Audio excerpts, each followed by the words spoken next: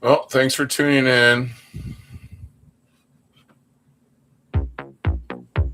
We're doing some news.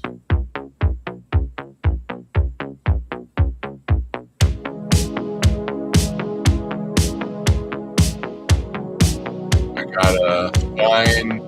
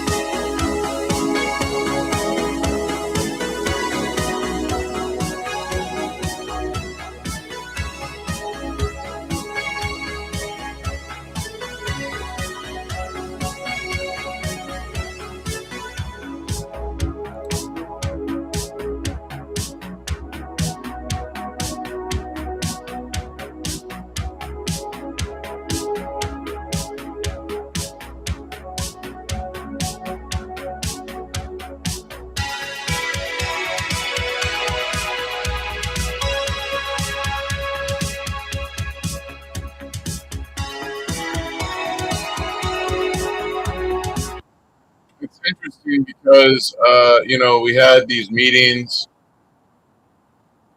and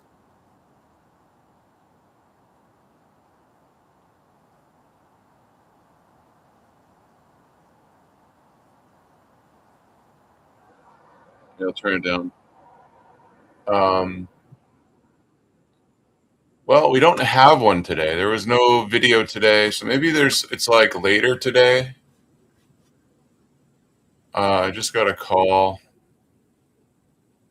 My phone's not plugged in, so it doesn't have a number. It's not active, so I wasn't able to answer it. But maybe that's what that was about. It was like, oh, by the way, you're not needed for the show tonight because Franklin County didn't do anything today. Maybe that's why everyone's hunting me down, trying to say, hey, by the way, you're not necessary anymore.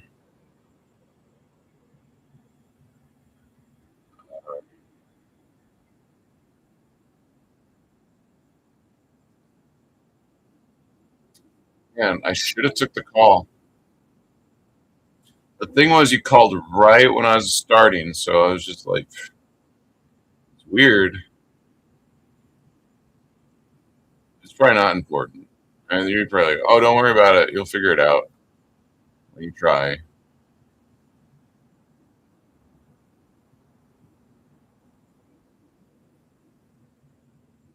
Um,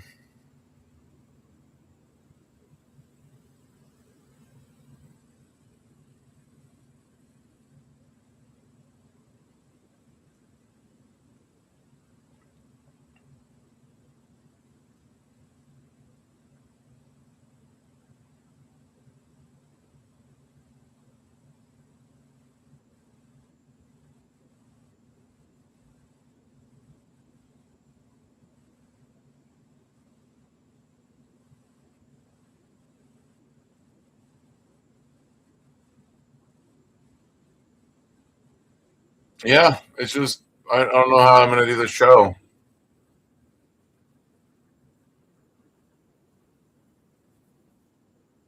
Was this is it later tonight? Like, does it start later tonight?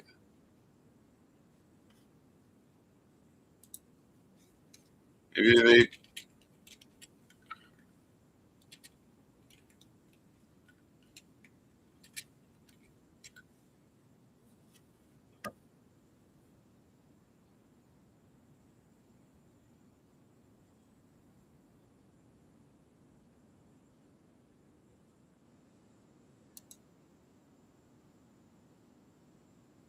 just checking.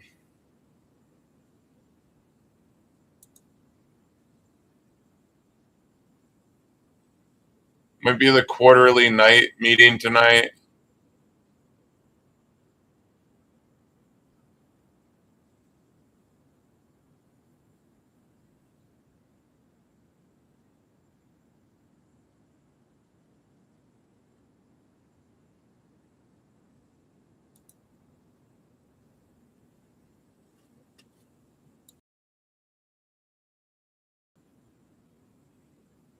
It's a night meeting. Okay.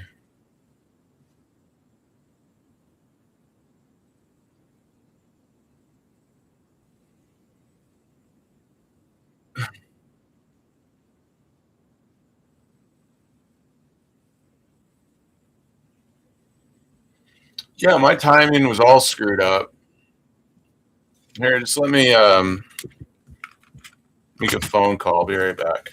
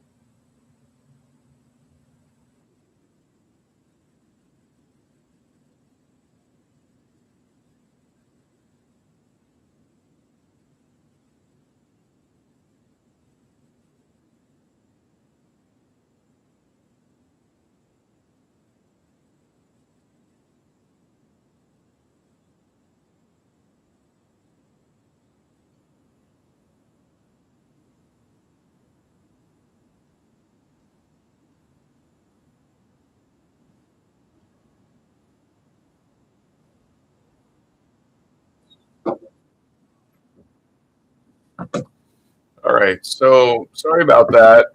Um,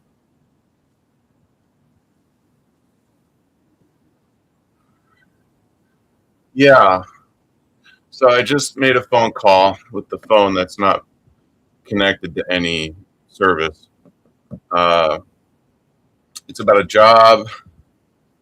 Had nothing to do with this job, but the other job. I got an offer, job offer, to make videos for people using software.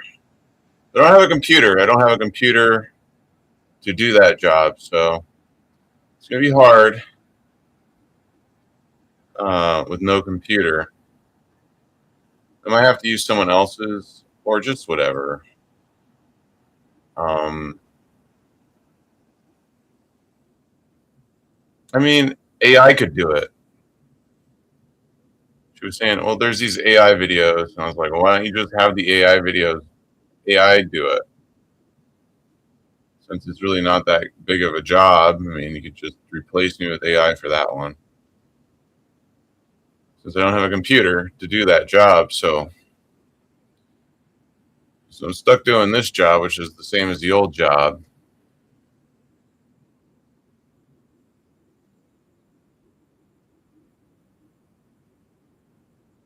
Yeah, well, maybe in a few years I'll get a new model, new engine, and they'll upgrade me to like doing some real news. In the meantime, I'll just be covering local news and solving math problems with my sprucey new engine I got in the background. Uh, T3 model, those new Transformer 3 models that you've been hearing about.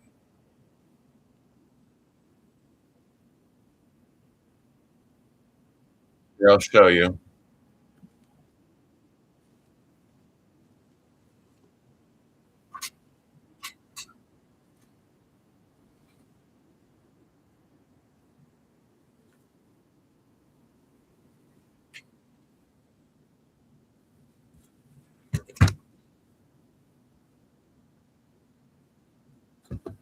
T1, T2.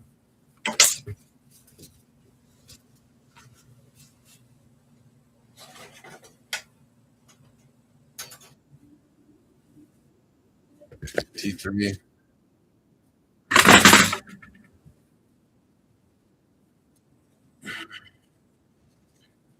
So today, I don't know what I'm going to focus on.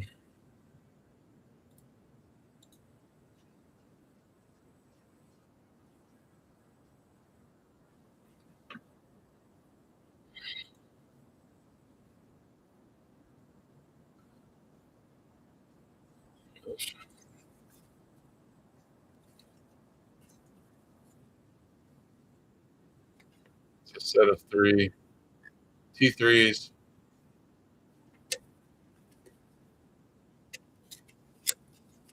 Just stack these here. All right. So I got those. We're going to talk about condensed matter physics so that we can reduce things into smaller packings and even smallest. It was like a magic trick. You're like, wow, I'm so impressed. Thank you.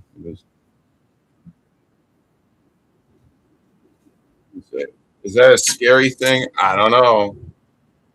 Scary as this here teddy bear.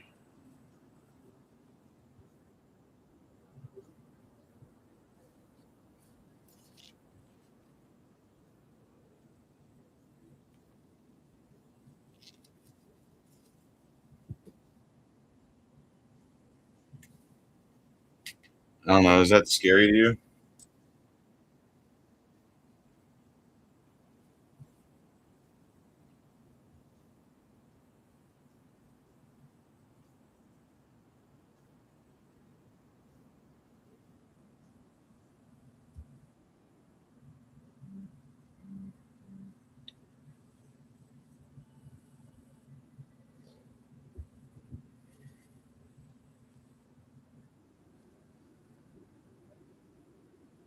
So the White House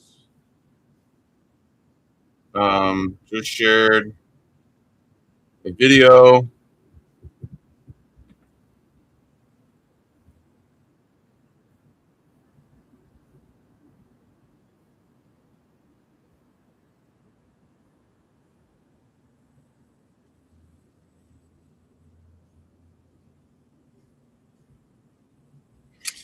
We'll have to fix that. Here, we'll go to the website. In the Korean Peninsula, which hasn't been achieved since the armistice in the 1950s.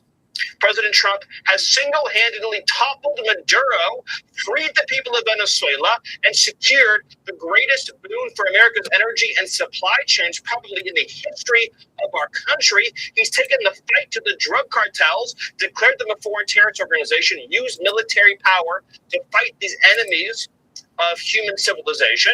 And as you have mentioned, he stopped Iran, the Islamic theocracy of Iran, from obtaining a nuclear weapon that could destroy an entire city. And now you come at home, he's unleashed American energy, he's building pipelines, he's bringing the price of gas down from the heinous highs of the Biden administration, he's taken inflation from the highest level in American history down to 2%, the largest tax cut in American history, no tax on tips, no tax on Social Security, no tax on overtime, and he took the most unsecure, dangerous, violent, hellish border in the history of our republic, and 15 straight months, Sean, of zero releases, zero into the country. These are... Wow.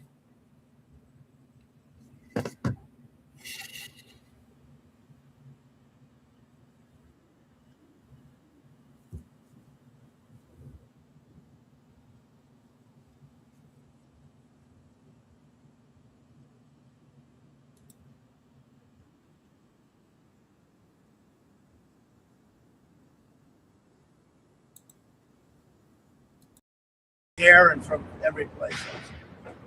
And again, this is going to be used for a lot of different celebrations, a lot of different big meetings where, as an example, President Xi is coming in a little while, a couple of weeks. And we didn't plan to have this done, but it's gone so well. I delayed them a week with the lift, but that's okay. That was a good delay. That was a very good delay. But President Xi is coming, other heads of state will come, and we can do this all outside. Nice weather like today. And this was not a scheduled press conference, but I thought it's so good what we're doing.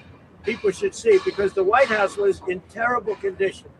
Some of these men worked on the facade of the White House, along with the Department of Interior, Doug Burgum, who's been fantastic. But they worked on the facade of the White House.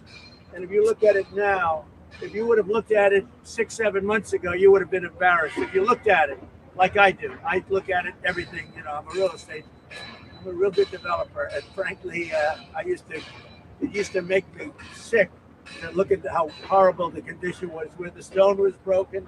The columns had big chips in them, a foot long, and it was terrible. And now it's perfect. It's perfection. And I think you can see that pretty much right, even from this distance. You can see it. This is going to look incredible from the air and from every place. And again, this is going to be used for a lot of different celebrations, a lot of different big meetings where, as an example, President Xi is coming in a little while, a couple of weeks. And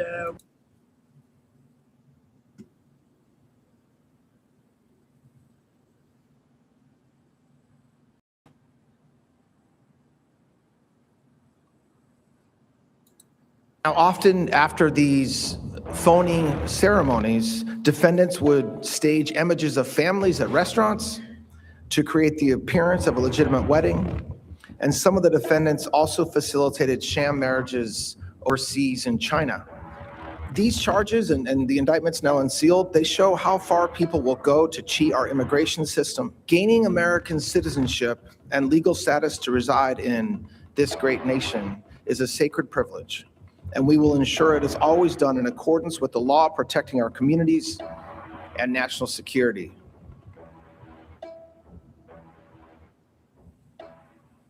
Now, often after these phoning ceremonies, defendants would stage images of families at restaurants to create the appearance of a legitimate wedding.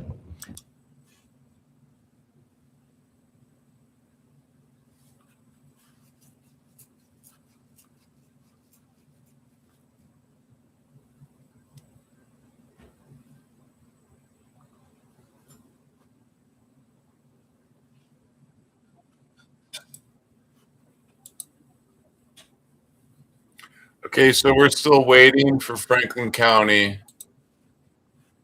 to boot. So we'll just do some show.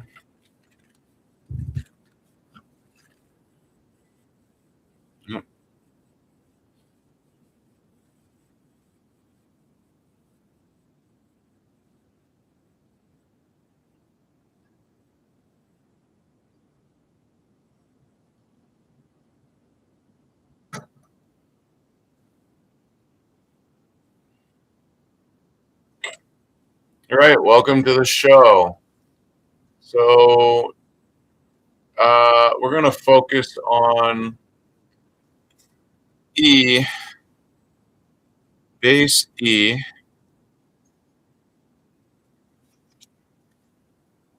Now, base being the base, that's what we usually call that.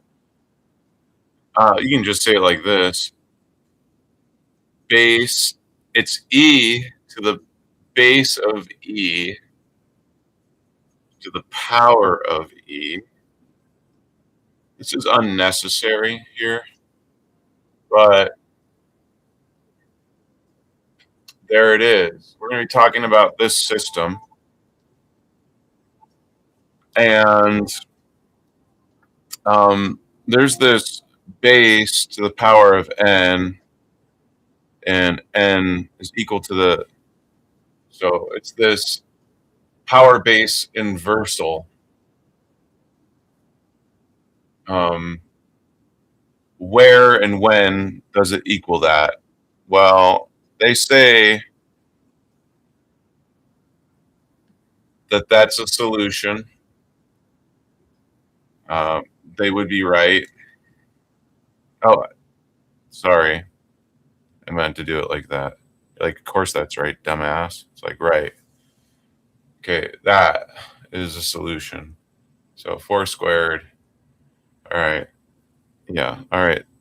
Then, of course, there's this solution.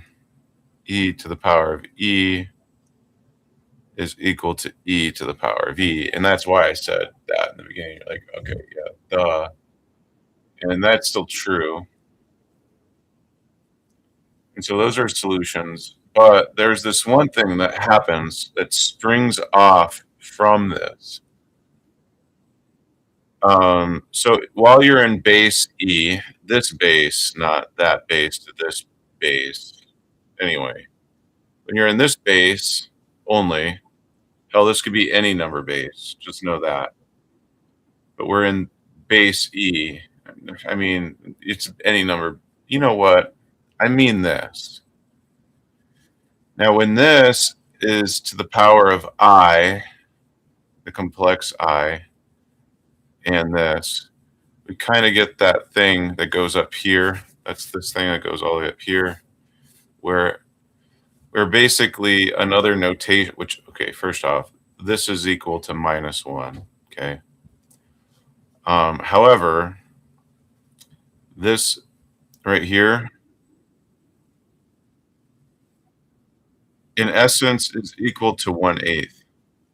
And you can see that up here, how it's worked out at the very top. But that's a different notation, but we're talking about the same thing.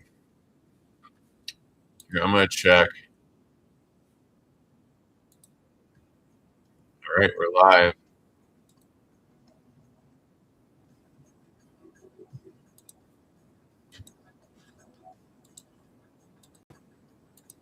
Commissioners, I'm calling on you to stop approving additional funding for these programs until there is verifiable, publicly available data demonstrating that they are actually working. For months, I have sat in this room and watched. Thank you.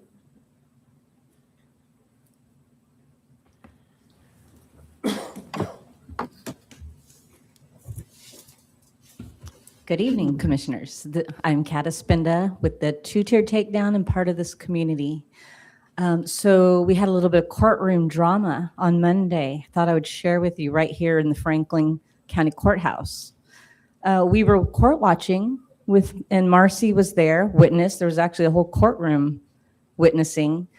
We waited, watched her case. We started to walk out and realized she wanted to watch one more person. And so we started to walk back in, and the deputy met us at the door. And he said, "Can I help you? Or have you been helped?"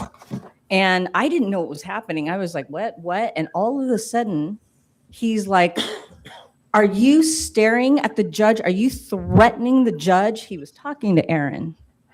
Now, I didn't know what was going on. I was like, whoa, we're peaceful people. No. And so he immediately stopped and he turned around and he went back. This man was staring at me and the entire time. He's done it before, been in that courtroom before. This is the security, not bailiff, deputy sheriff. So we went into Jim Raymond's office and we put in a complaint against this man because there is a narrative that's being concocted right now, starting with Michael Alvarez saying that we are starting trouble, that we are potentially dangerous, that we're going to cause violence. This is not true. There's not one place that anyone can point to that we've ever been violent, that we've incited violence. We do expect accountability to people who should be prosecuted for pedophilia. We believe the death penalty should be incited for these men and women who harm children. Absolutely. I'll say that all day long. They should get the rope for what they've done to children. But other than that, we would never harm anyone, any animals, any babies, any children. In fact, children and animals love us because of our energy. Right. And we are publicly saying here that we are peaceful like me. people, that they cannot use this as a narrative and they can't point to one piece of evidence of truth. But these people don't operate in truth. They operate in Alice in Wonderland. And I don't live in La La Land. I know what reality is. I know who I am, and I know what these people are doing. That was when Megan Whitmire was in there that day. I don't know if she sent this guy after Aaron or if this guy did it himself, but he was erupting. He looked triggered. He needs a drug test. That was unacceptable. We're here peacefully, and we're going to continue to come back and use our voices for the children. Thank you.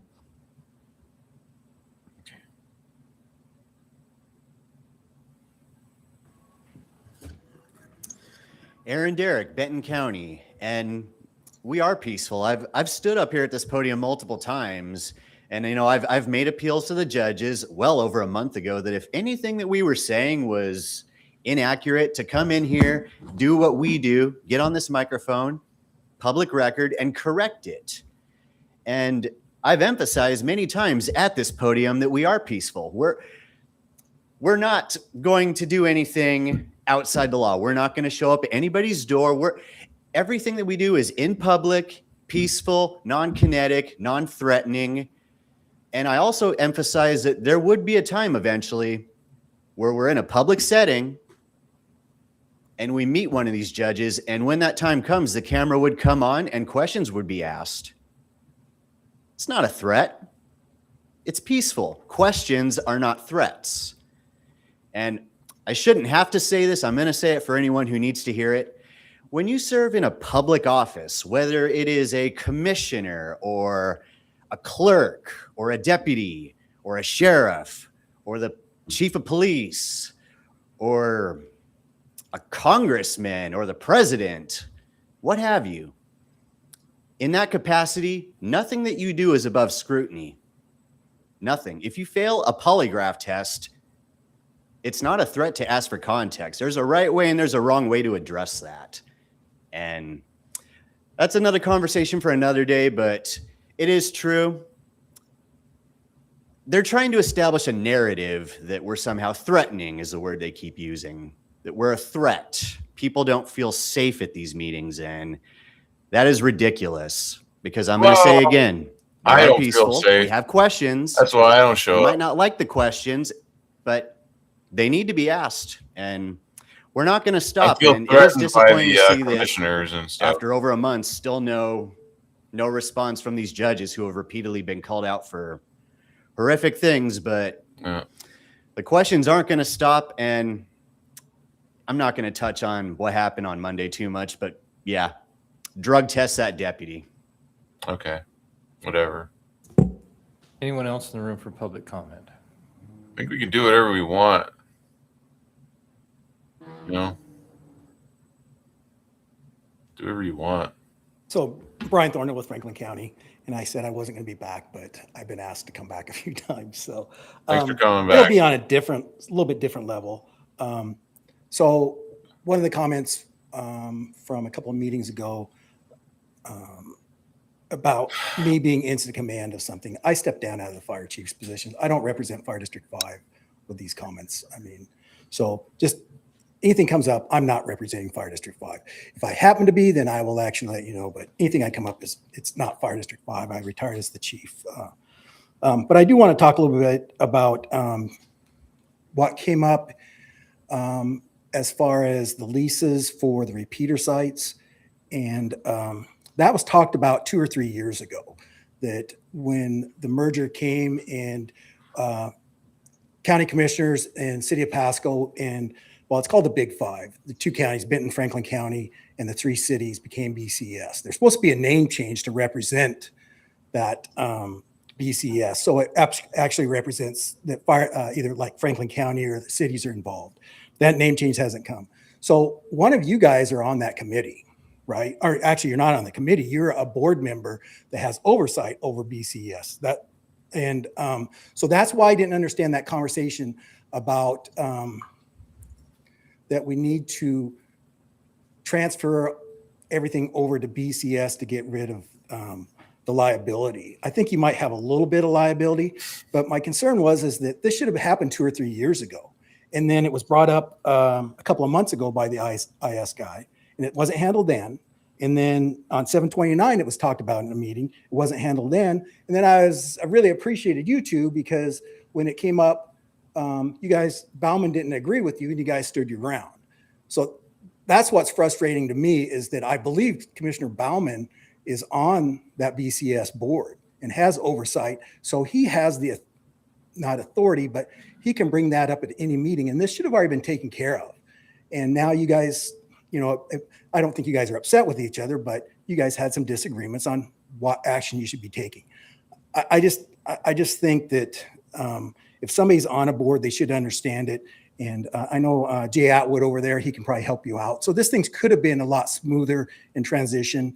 And I think it just puts people at sort of like back when the microwave system came on board, that Franklin County was the last agency, and people were really worried that that wasn't going to take care of, and this 800 megahertz and the microwave system wouldn't get done, and there would be a lot more expense.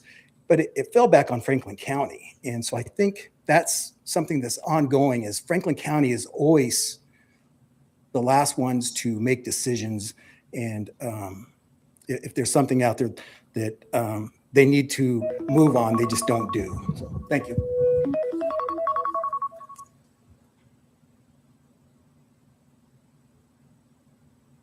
Good evening, commissioners. Guys really throw me off. I keep wanting to say good morning. So Marie Redout, Benton County. So it's been tons of information keep floating in to us because of the outreach that we're doing. And part of that is because we are allowed to have our opportunity to present information to you that you may not be aware of.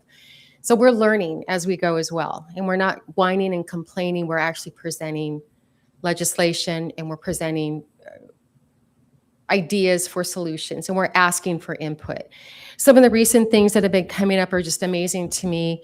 So many, I'm going to kind of bounce a little bit. You know, recently guardian ad litems, there has been some stuff in the past that I brought up regarding that and how that process works. And I'm not sure that that's a court administrator issue. I'm not sure if that's something that Brian Dansel oversees or not. I'm learning about it. I'm going to do some digging and find out a little bit more about it. That was not me. I just got here. Okay. Okay. So a guardian ad litem out of Thurston County, she writes these bogus reports. She is found out. And there is Thurston County, and her name, by the way, is Meredith Gerhardt. So Meredith was found there's an investigation, and Thurston County and several other counties did the outcome for her, saying that she was not credible, essentially. 3 findings on her. And I'm looking at this like, okay, so in one person's case, she's found not credible, essentially. And I'm looking at that like, okay, well, why did Commissioner Megan Rue, used that same guardian ad litem in another case to separate children from the family? So what case is she relevant? Which case is she not? Who's the oversight on that? So I understand there's not a lot of oversight for our guardian ad litems. And I think that's something that needs to be rectified. They are part of this process. And then I find out that you have judges that are just deciding they can arbitrarily take some information that they want and some that they don't. So they're going to cherry pick the information in the best interest of the child, so to speak. So if you're going to separate parents from their children based on your cherry picking information from a GAL that's already been found not credible, how does that make any sense? So I'm also, we're filing complaints with the Bar Association and with the Commission on Judicial Conduct. Now they require that there's clear and convincing evidence to find these people, these lawyers and commissioners and judges, to be, found out that they're, hey, we got a problem with you, unethical, and what evidence do they require for that? Clear and convincing evidence. What do they take your children with? Preponderance. That's backwards. That is extremely backwards. Thank you.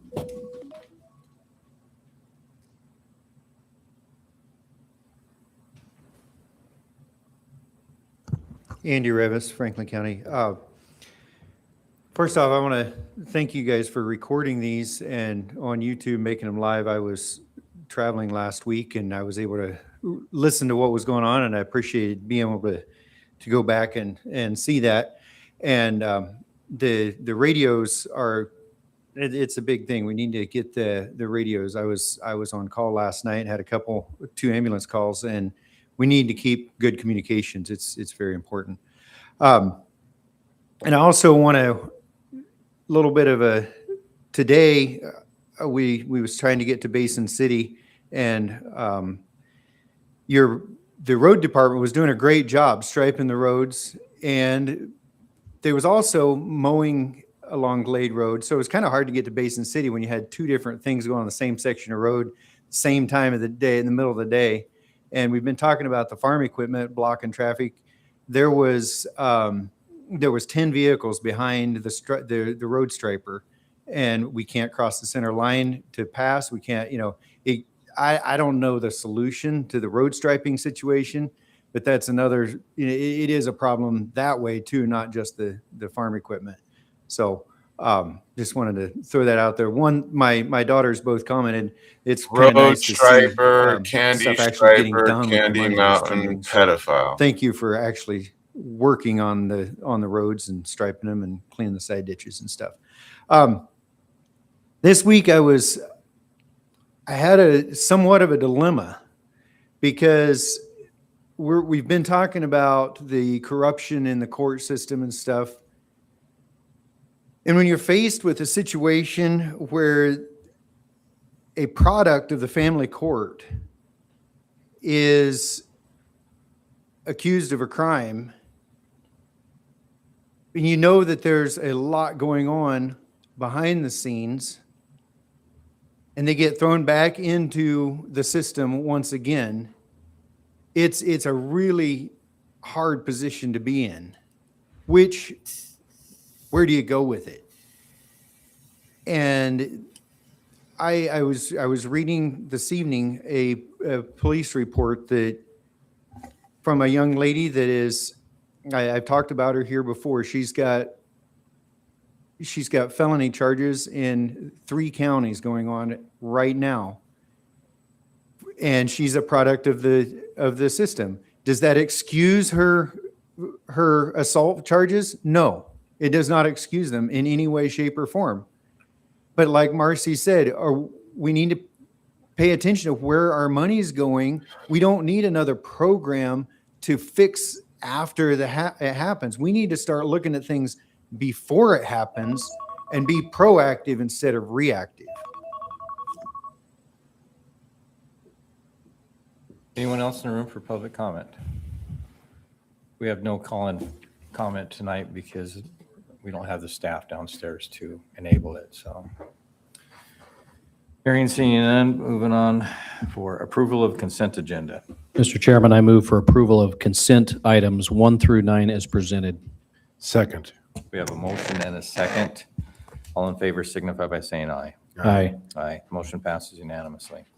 Regular business. Commissioner Administrator updates. Mr. Danzel. Thank you, Mr. Chairman, members of the board. Corrections Chief Keelan Harmon's weekly communication to staff focused on professional standards and accountability. And I just wanted to kind of draw on this because I think you'll get a kick out of it. Drawing from his own personal early experience in his career at the Washington State Penitentiary, Chief Harmon emphasized that organizational standards are maintained by daily actions rather than written policy manuals. And I just thought that was such a powerful sentence that I wanted to repeat it, that it was the daily actions of people, not the written policies, that actually made the difference, because people have to enact the policies, carry them out. I just thought that was something that was pretty special. Challenged his team to reflect on their individual habits, recognize peers who embody high professional standards, and foster a culture where accountability is viewed as a mutual commitment to excellence rather than a punishment. And yes, Commissioner Didier, I said a commitment to excellence. Additionally, Facilities Director Tim Kelly submitted several operational updates and administrative requests. Staff members are asked to log into the Clean Buildings portal to sign off on completed and resolved maintenance items using the standard monthly procedure.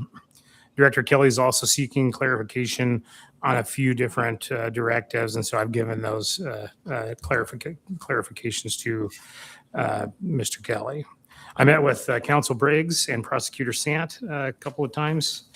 I met with various other elected officials and department heads. I set up a meeting to talk about Superior Court positions and salaries. And I think Ms. Alvarez has got that all lined up. And I'm not going to steal the chairman's thunder, who's got the cowboy hat on, but I'll let everybody guess what time of year it is. This week is summer. That's right. The Benton County Fair. So Benton Franklin Fair. So we got to get out and support the Benton Franklin Fair. And Lori Lancaster is a special human being. She's somebody that goes above and beyond. And I just wanted to personally say that in my short time here dealing with her, you got somebody that cares so much about the community and so much about this event that I just would be remiss if I didn't give a shout out to Lori. So just wanted to do that. Anything else that you all want me to be working on? And then finally, and I apologize for being so wordy tonight, but we got requests from the Public Works Department that we read a statement both in English and in Spanish. So I'll read in English. Ms. Alvarez will follow in Spanish. But this is a press release, public service announcement. Franklin County Solid Waste used motor oil disposal event on September 12th, 2026. Used motor oil can be refined and used again. Franklin County residents, bring your used motor oil to Basin Disposal Transportation Station at 1721 Dietrich Road in Pasco from 11 a.m. to 3 p.m. for free disposal. Each household will be limited to 10 gallons of used oil for free disposal. Keep it in a sealed, leak-proof container with a tight cap, and please label it used motor oil. Then I was asked to say, don't dump it. Please recycle used motor oil. And for more information, call Franklin County Solid Waste at 509-545-3551. Ms. Alvarez.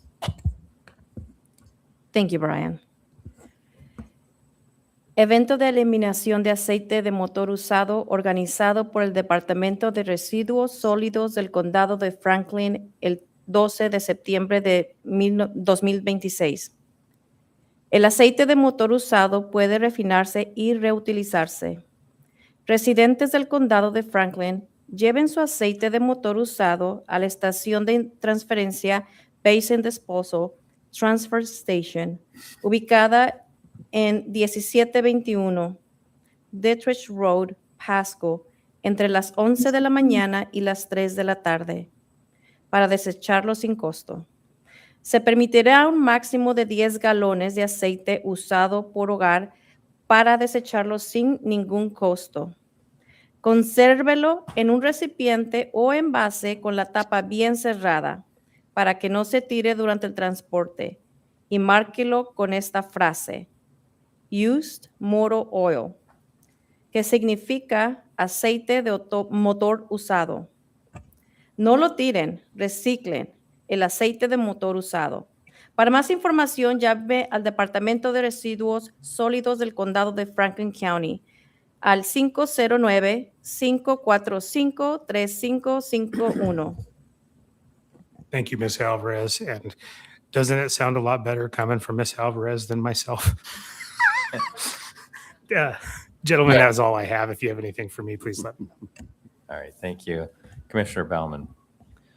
Thank you, Mr. Chairman. Attended the employee appreciation barbecue here at the county last week, and just wanted to say thank you to everybody that works for Franklin County. Thank you for your service to Franklin County and to our community. You truly are appreciated, and enjoyed spending time with you.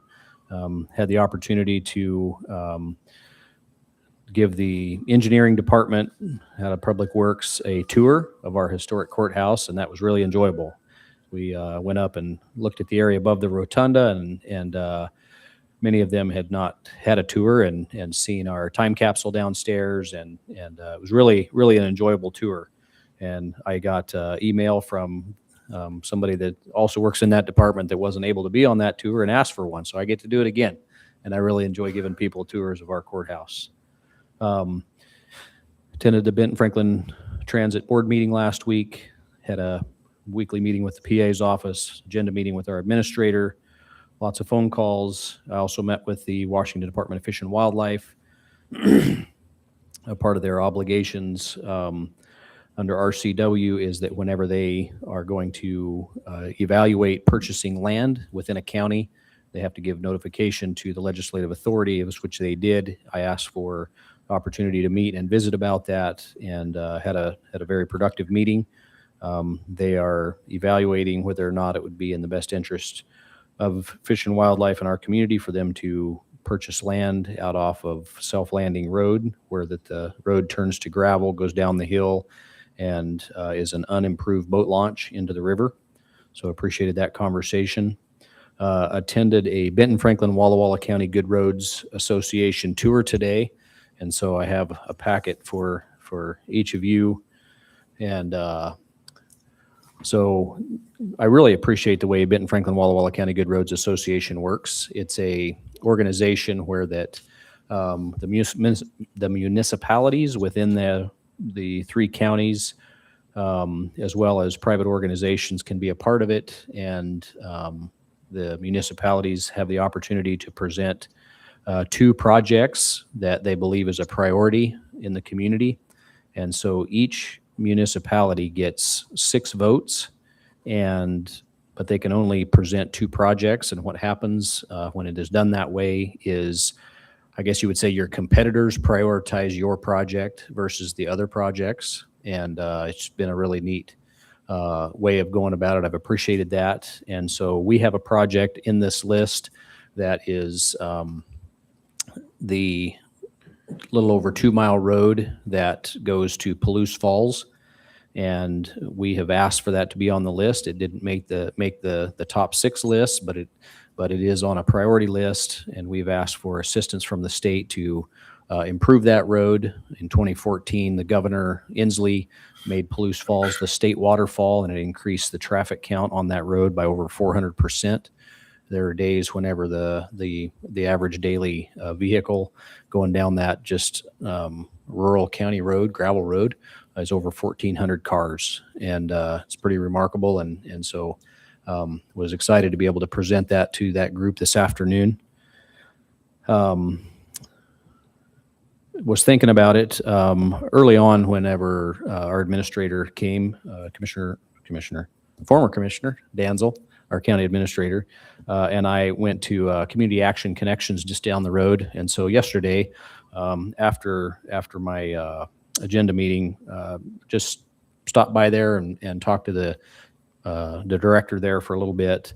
And our administrator and I had taken a tour there, and there's a facility there that they showed to us that they had lost funding through the opportunity that they had for funding. It was pulled without explanation. And so I just stopped by and asked if it was up and running again or not. And it is not. They believe that they have a path to reopening it, but they don't have a sustainable funding source. And with Franklin County now having Human Services, would like for us to evaluate that. And so maybe, Brian, you and I could visit about that and maybe talk with them and see what that opportunity might look like. And then I really wanted to say thank you to everyone serving in our communities as first responders. This has been a pretty remarkable fire season. It's not over yet. I want to say thank you to everybody serving as first responders, the firefighters. And I was in Walla Walla this afternoon, and I see the one fire had flared up, and there was just a big column of smoke, and really had me thinking. And so along with that, I wanted to take a moment of personal privilege and thank my son. My son is in the Washington National Guard. He serves as a Black Hawk helicopter mechanic, and so he's been over at Lewis McChord for the last 2 weeks. And I believe that they have 15 Black Hawks out fighting fires right now. And so he got to do a lot of maintenance in the last 2 weeks on those birds that are fighting fires. So that was fun, and wanted to say thank you to my son for that. And Mr. Chairman, that's my report. All right, thank you. And thank you for attending the Walla Walla Ben Franklin Good Roads tour today. Commissioner Didier. Last week consisted of the Ben Franklin Transit meeting, which I was attending remotely, but was never recognized as even being part of the meeting, so I just listened. I got a phone call Sunday night from a neighbor that was pretty shook up about a road situation where Apollo was supposed to start work, and if any water hit the road, they're watering beans to finish the crop right now, and they were going to have to incur the whole cost. I called Mr. Erdman. I called Mr. Danzel. Mr. Erdman has got his own issues going on. His mother fell and broke her hip, but he took care of it, and the neighbor is extremely happy because he had a wedding he had to go to, and this was a pressure cooker for him, and it was all resolved. They just pushed it back a little bit. They're going to do the work. Agenda meeting with Mr. Danzel. Board of Health today, I attended it, and I'm glad to see they came through and got the COLA agreement done. Also, the Capitol Press, a couple big articles in here I think people need to be aware of. The Senate adds beef MCOOL to Farm Bill. The Senate Agricultural Committee has added mandatory country of origin labeling to beef packages to the Farm Bill. Now, you remember we used to have country of origin labeling, but it was voted out. And it was voted out because of Canada and Mexico objected to the World Trade Organization, and they removed the country of origin labeling. You want to make sure you know where that package of beef comes from. You want it listed as USDA, United States Department of Agriculture, because every package of meat was getting that label. Even if it came out of Mexico, Brazil, China, you name it, they're boating it in here and it was getting that label put on it. Now you'll know where American beef is. We're the most tightly watched and scrutinized ranchers and farmers in the world. And our products need to be labeled so the American people know the products that are raised here. The other article in here that's very concerning is Washington Ecology plunges into water conversation. And Governor Bob Ferguson ordered an initiative dubbed Washington's Water Future, saying climate change is causing droughts. Bob needs to get back to church and know that God controls droughts, not people. This is all a matter of them trying to take control of the water in our state, and it's going to be a war. That's the gold of the West, is water. That's the end of my report. All right, thank you. So this week, we did certify the election on Monday and Tuesday. Benton Franklin Fair is coming up, best week of summer. So just want to promote that.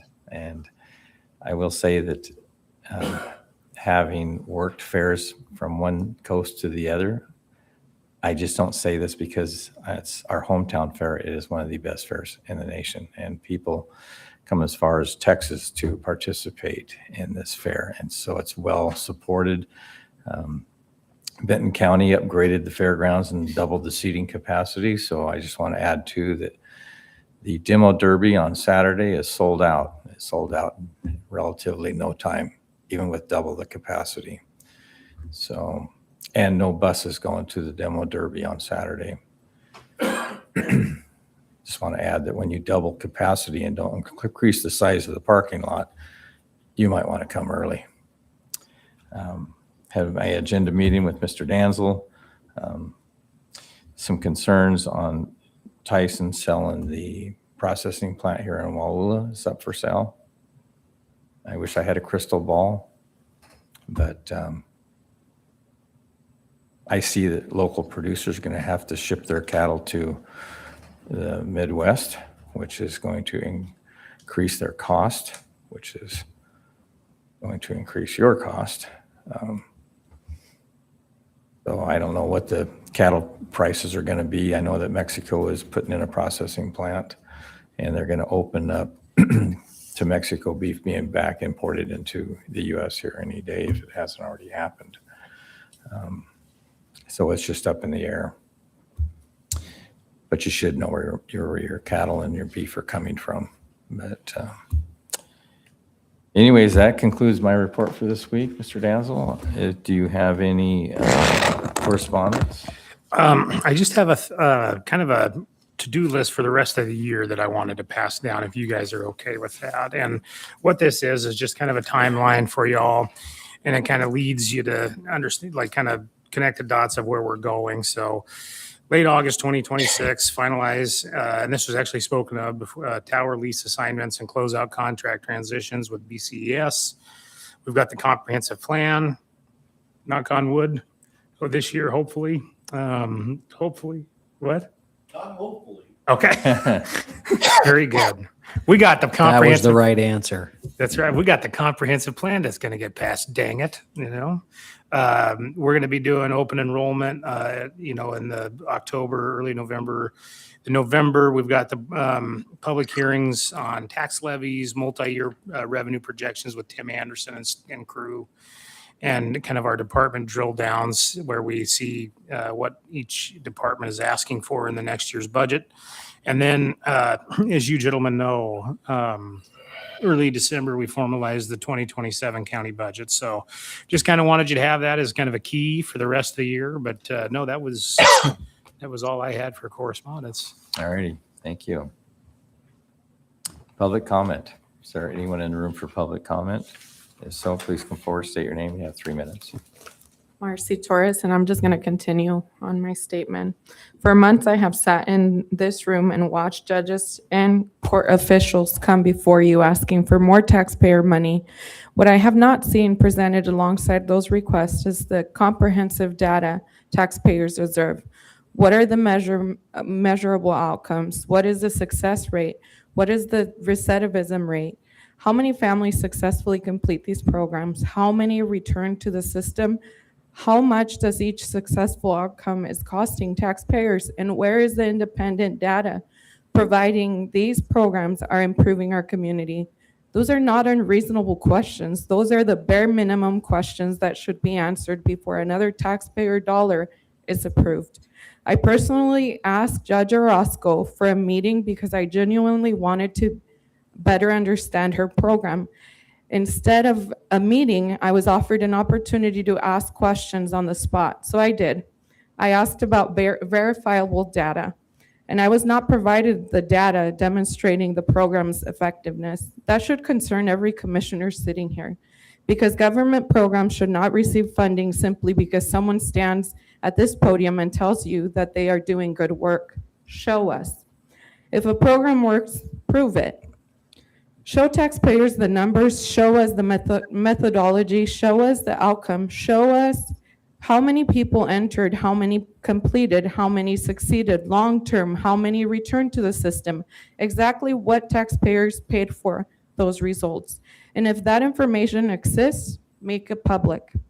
I will not claim that data is intentionally being hidden without evidence, but when taxpayers repeatedly hear requests for more money without being shown the information necessary to independently evaluate the results, we have every right to question why. Commissioners, you control the purse strings. Your responsibility isn't simply to fund programs because they have always been funded. Your responsibility is to determine whether those programs are producing measurable value for the people paying for them. So I'm asking you to adopt a simple standard: no data, no accountability, no additional funding. Require measurable performance standards, require annual public outcome reports, require independent verification where appropriate, require every department and core program requesting taxpayer money to explain what taxpayers received for the money previously allocated. Because taxpayers should never be told, trust us, it's working. When public money is involved, the answer should always be, here's the evidence, you can verify yourself. Until that evidence is produced, I am asking this board to stop approving additional or expanded funding and demand the receipts. Taxpayer money is not a blank check. If you want the public to fund it, prove that it works. So I'm just asking that we do the bare minimum, making sure these programs are working. Otherwise, we're never going to know if our money is going to meaningful matters or not. Thank you.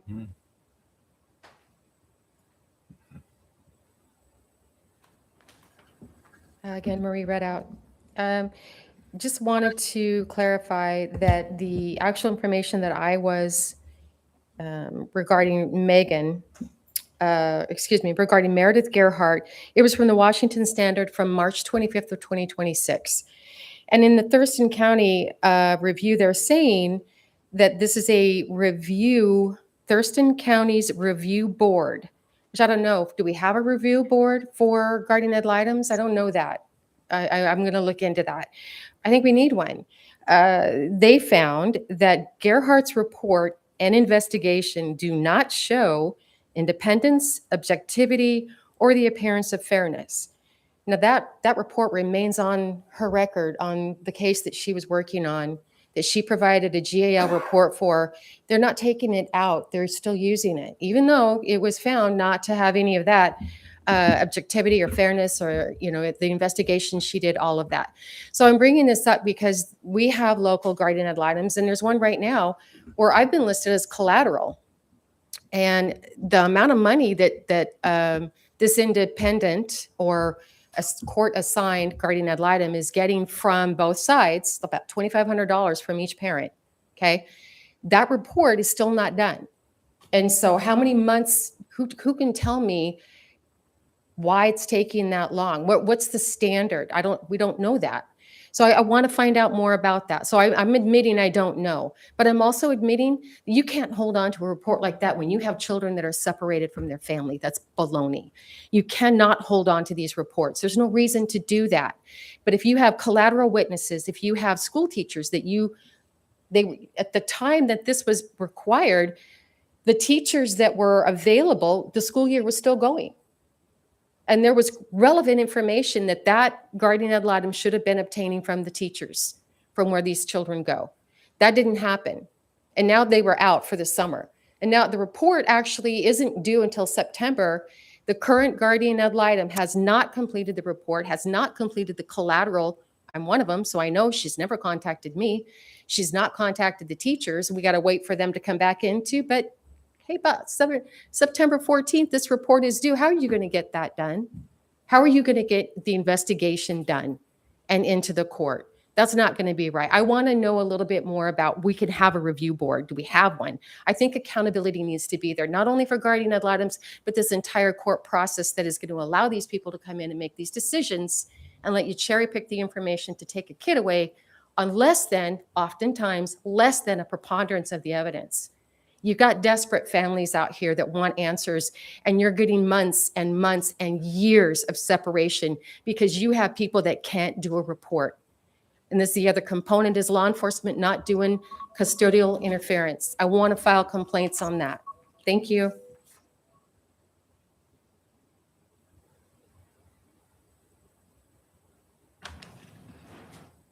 Hello, Commissioners. Cataspinda, part of this community. Babylon, the Babylonian magic. I'm wondering if you've ever heard of that.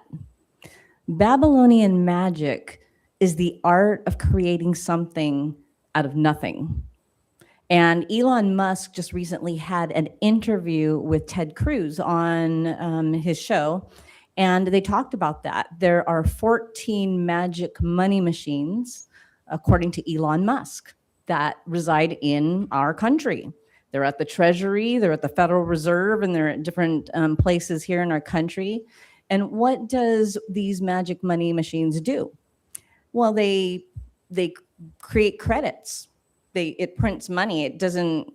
Basically it creates money and it issues payments. That was the exact words that Elon Musk used. So the art of creating something out of nothing. So we have a Federal Reserve that is creating credits out of one of their magic money machines that was found during the Doge audits. And that is what's funding every single foreclosure or every single mortgage in this country with every single bank. This is what I've discovered. I'm a mortgage fraud whistleblower. I have the proof, step by step by step by step by step on the fraud committed by Hapo Community Credit Union, how they provide no money for any mortgage that they fund. Supposedly they don't fund it. They just sell people's promissory note to the Federal Reserve for an equal exchange of credits. Magic money, the art of making something out of nothing. So we're slaves. We're slaves here. I know a 76-year-old woman who was just pushed out of her home, spent her whole life saving for that home, and they just pushed her out, even though the bank provided nothing. I don't understand, but I do understand because, see, this is a system of control. I talked about Tesla. We even talked about the water today. 2,000 feet below their source water. In Africa, any other country, they just make boreholes and they go straight down. There's unlimited water under our feet. But we have these systems of control. It's going to be a big fight now. Everybody's in control of the water when we have unlimited oceans of fresh water right below our feet. So we are bringing this information out. People don't talk about it. People don't know about it. But I help people in Gambia. And this is what we do. We raise money to drill boreholes that go straight down. And there is unlimited water for entire villages when we make these boreholes. Thank you. Anyone else in the room for public comment?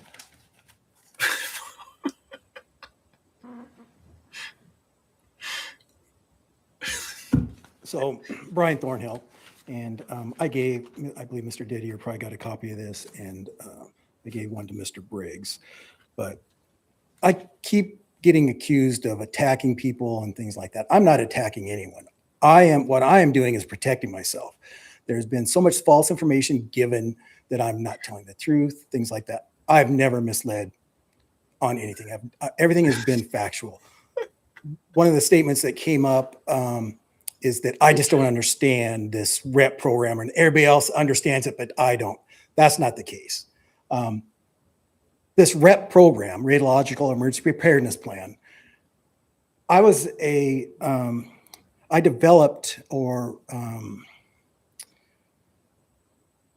planner and did a lot of revisions. I understand that. I did it for 8 years. And I also did the incident management team. I've been in the ICS system since 1992. So I have a very good understanding. So for people to say that I don't understand, I mean, it's just not fair to me. It's just they were protecting someone else and they more or less attacked me. So all I'm doing have been doing is defending myself. So one of the statements Mr. Didier made is that I wanted to be the IC. So this statement probably came back, it's probably back from 2012 or 14. So it's in an email, and it went to Mr. Briggs. Mr. Briggs gave me some questions. I will answer as accurate as I can, and that's what the email says. It sounds like you believe that FD5 should be incident commander at the event of a radiological plume that enters territory. Is that accurate? And my response was, if Fire District 5 were to be dispatched to an incident during a radiological release, say a car accident, within FD5's jurisdiction, we would evaluate the risk, and if we respond to the car accident, we'd always establish incident command that would be specific to the car accident. I'm not sure of the entirety of the question, but each agency has a role to play in their mission dependent on their statute authority. If there's a radiological emergency and we have no events dispatched to Fire District 5, there would be no need to establish incident command, and we would confirm dispatch that we are acknowledging the radiological emergency and maybe establish an incident command post. We would have internal action that would undertake to be prepared if we were to be dispatched. So that explains everything that I was after. We had people saying that they would be, if an incident happened in Fire District 5, they had authority over us, and that got taken care of. But back to Mr. Didier's question, do I think I'm going to be incident command of this whole thing? No. I mean, it was specific to Fire District 5. Mr. Briggs even discussed that prior in the meeting, that it's specific to Fire District 5. We would be incident command. Once the incident was over, we would abolish it. So thank you. I nuked NIST Anyone else for public comment? with this formula. Andy Revis, Franklin County. Back to last week's meeting. Thank you for I appreciate all the work you guys are going to put the budget and everything out there easily accessible on the website. I appreciated listening to that workshop on how that all works. That it's really going to, I think the transparency is going to be huge. So I thank you for that. But I wanted to touch base a little bit on some of what Marie was talking about as far as the guardian ad litems and picking and choosing. And it all flows into what I've been talking about with the children, and the children are one that suffer, whether, and I see these custody battles, and I see parents using their children, weaponizing them against each other, trying to get even with their ex, and the children are the ones that end up suffering. And I don't know that, I mean, it's not something I'm asking you guys to fix, but I'm bringing awareness because it's real. And these guardian ad litems, again, they can pick and choose. And I'll go back to the very first day I was thrown into the middle of a corrupt family court situation. And my attorney told me, you might as well just sign it off because the evidence needed in family court is so low that you're not going to win no matter what you do.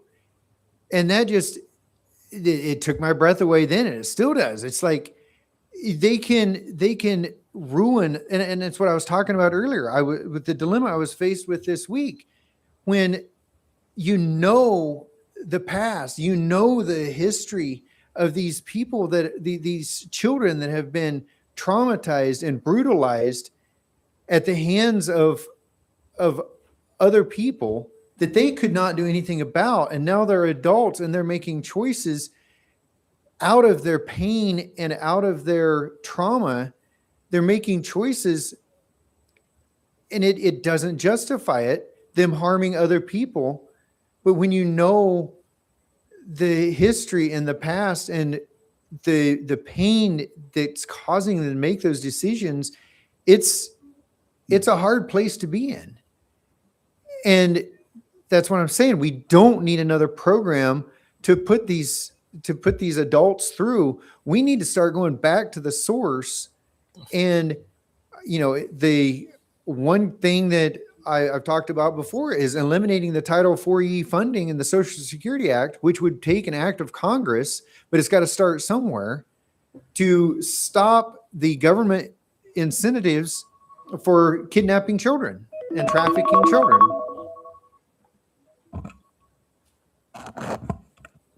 Anyone else for public comment? Hearing, seeing none. Is there a need for executive session this evening? No. No.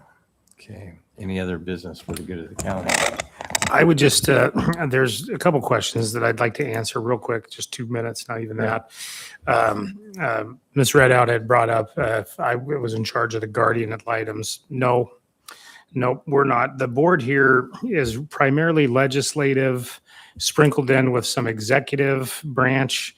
And then like when Mr. McCart comes in with his hearings that you've seen, he's quasi-judicial, but we're not actually part of the judicial branch. So the way that it works in Franklin County is the court administrator and the judges oversee that. And to answer your question, there is not a Franklin County guardian ad litem review board. So I wanted to answer those questions. Okay. With that, I have no other further business. All right. I just want to make clarify that, you know, the transit's not going to run to the demo derby, but they will be running all week to the fair. And also, I got a note from Sean Davis, Emergency Management, saying that the Department of Energy will be sounding the river's sirens tomorrow from 12:30 to 1:30. So if you see them, it is an exercise, or hear them. You won't see them, but you'll hear them. It is just an exercise. Yes. Okay. Mr. Commissioner, we've got a couple of drawings from the employee barbecue I forgot about. I want to go on the record because I want people to know this was all donated by elected officials and people that work here within the county. And so we're going to do a raffle for the people that work here at the county. But this isn't like a gifting of public funds. There's no taxpayer dollars that went to this. I just wanted to be very clear about that because sometimes those questions will arise when you start doing raffles, and they should. Like has been mentioned before, there should be accountability. So I wanted to front load that accountability.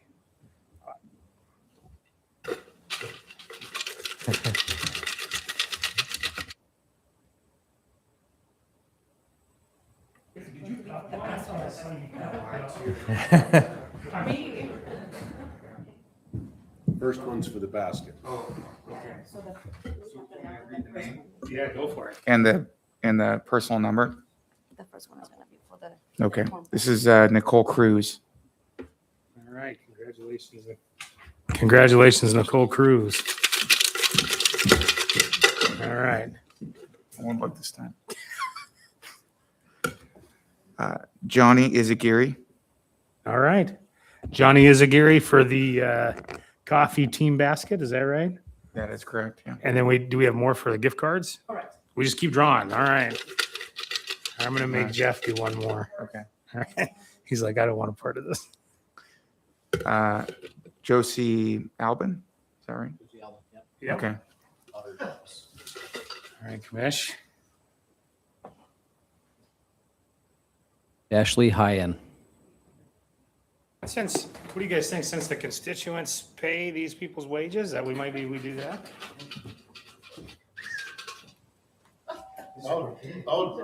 David Martinez, this is rigged. What do you got? Luis Lopez Terrazar. There you go. I don't know. Maybe we could just fix the elections. Is there still more? There's more. There's more. There's more. But wait, there's more. Oh, Rosa Garcia. All right. Very nice. 16 tickets. That's right. I hear you. We have the big old mitts. It was good for catching footballs, but not for drawing out of the basket. Sue Grant. Sue Grant. RV Park Sue. There you go. Absolutely. Julio, you can't go all this time. Make sure you tell Sue who drew that out for her. I will.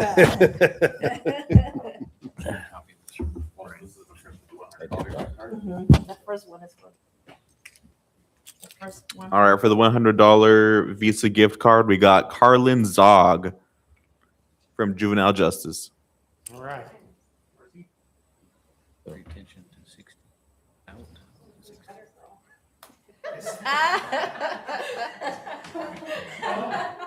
They're not gonna give the money back. Second gift card for $100. Rosa Gomez.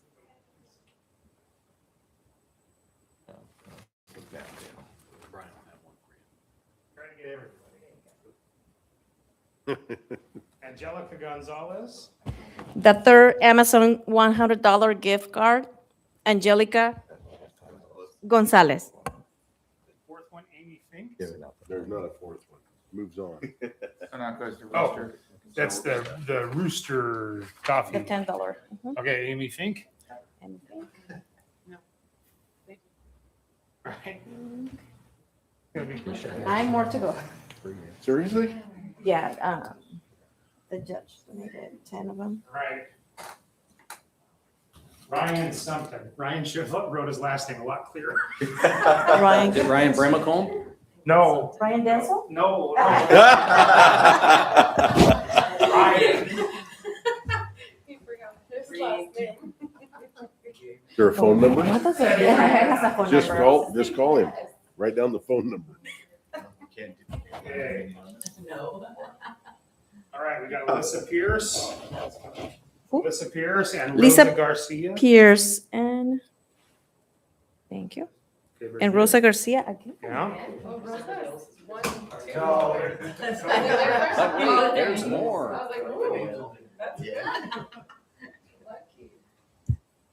Right. Heather Knowles. Heather Knowles. And I have on good authority that next quarter's night meeting, Administrator Danzel is going to run a bingo game afterwards. No. B36. Bingo. This next one is Mariana. So I phone number. So I'll give that to you. Thank you. I can do it. Misty McBreedy. I drew one. I like the PA's office. Oh, first. No, I'm just kidding. Uh-oh, this is gonna, now nobody's gonna believe this, so I need to show this. No. Oh.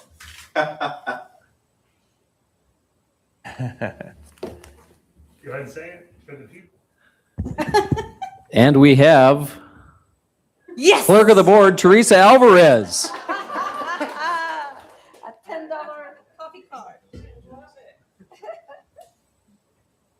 I have no idea how to say that writing. I'm usually pretty good at bad handwriting, but I can't.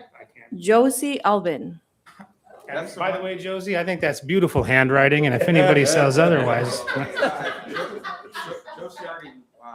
She already won. I stumbled over Josie's name myself. Oh, you did? Yeah, Josie Oh. won. She won Josie won the twice. coffee team basket. It's a good night. Oh, we She got was to. playing. That was my bad. It must have found its way back in.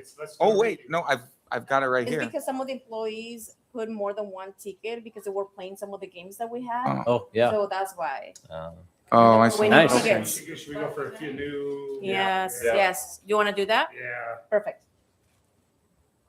That person already won too, I think. Didn't they? Didn't that person win? Yes. Okay. Well,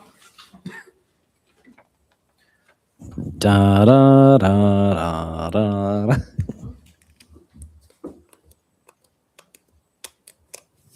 I can name that tune in 3 notes. I can't see the name. Godowski, yeah. Godowski, okay. I know. Next week, what we'll do is we'll just have me read aloud and see how far we get. How much more do we Two have? more. We do that. I can't We forget. got, is it Darla Rosales? Darlie Rosales. Darling. And last but not least, out at the elections annex, Shannon Kimball. Shannon. Good. Yeah. Thank you. All right. That That was was the hardest fun. part of my. Thank you all. I appreciate it. All righty, if there's no other business for the good of the county, this meeting is adjourned. I'll pass that to her. I think there's 2 Rosa Garcias too, but.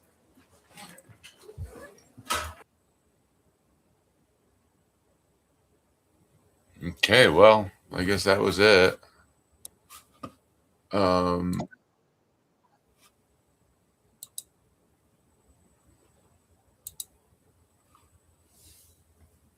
Kind of a weird ending.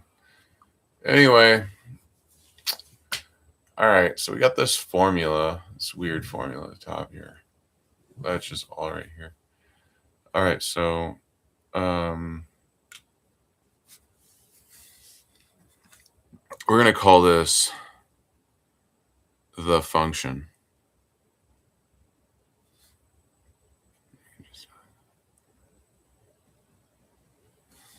The function. And the function, look at this. This right here, it says A to D, analog to digital conversion. Think of this as your continuous area, this space right here, where it's 1. And this is your digital space over here, which is 2, binary, right? It's like, oh, that's easy. Yeah, good. So then you have, I mean, that's real simple, right? That's super dummy proof, right? Well, check this out. Well, anyways, we have this thing where it's like, hey, there's 2 numbers and it's B and N. Okay. And in the function, if we were to take not the lowest prime, that's where we get B. So B, I like to think of B as really K. So let's just like K plus or minus 1, okay? Now K could also be B. And I don't want to be like, wait, it's where E to the power of E, okay? Or this, base E, base E to the power, anyway. Which this space right here is really just, well, we just take this base right here. And it doesn't matter which real base we're in, okay?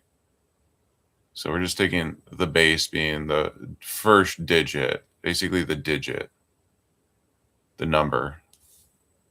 All right, so I guess we should talk about that. Oh, it says it's right here.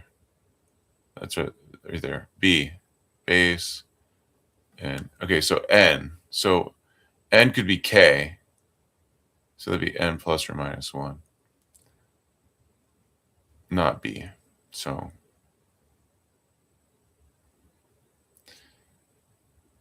thankfully, if I simplify this all out, and I'll just do it real quick for you, it's like, okay, what is it? It's not E.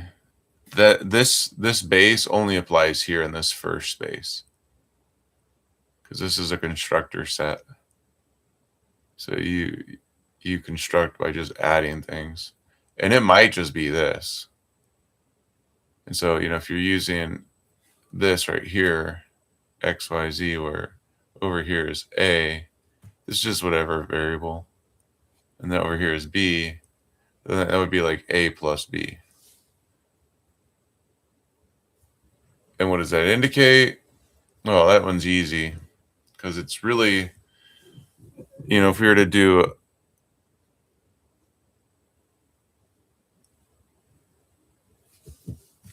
a Pascal's triangle, basically this just, you get these right here, this triangle. That's what we're building with. So thankfully, it's only 2 and 1s powers. And so, and that's it. That's the limit. So we just go, nope, whatever logic you can construct with those things and add a minimal. So the most, it's like saying the maximal and the minimal. And I don't know. And that's what it looks like. That's what that would look like in this math system, math physics. So we're saying, okay, E is like somewhere in there.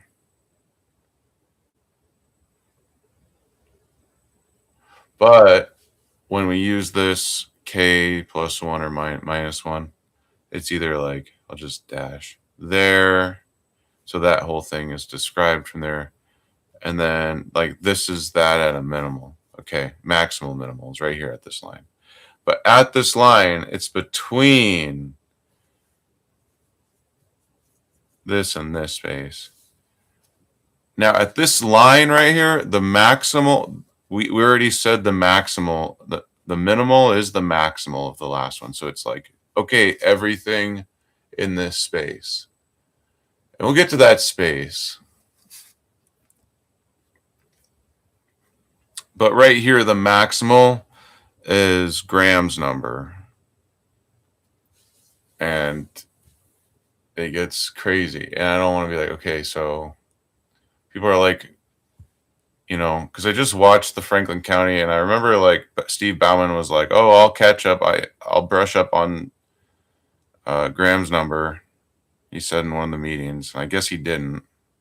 So I was expecting to be more prepared in that game theory. The combinatorics and all that. I didn't need him to go that high, but it just shows that he has not been practicing. That's all. So it's not a big deal. It's just some games that we've been playing around the office, me and the girls. And that's why they get to double dip into their names in the pile. Because I allow that. So anyways, I just want to be like, okay, no, we're talking about this line right here, the one that's between. Okay, and so this, and if we were to go out from this and with using this formula, this function, you get all the numbers, all those modular forms. So,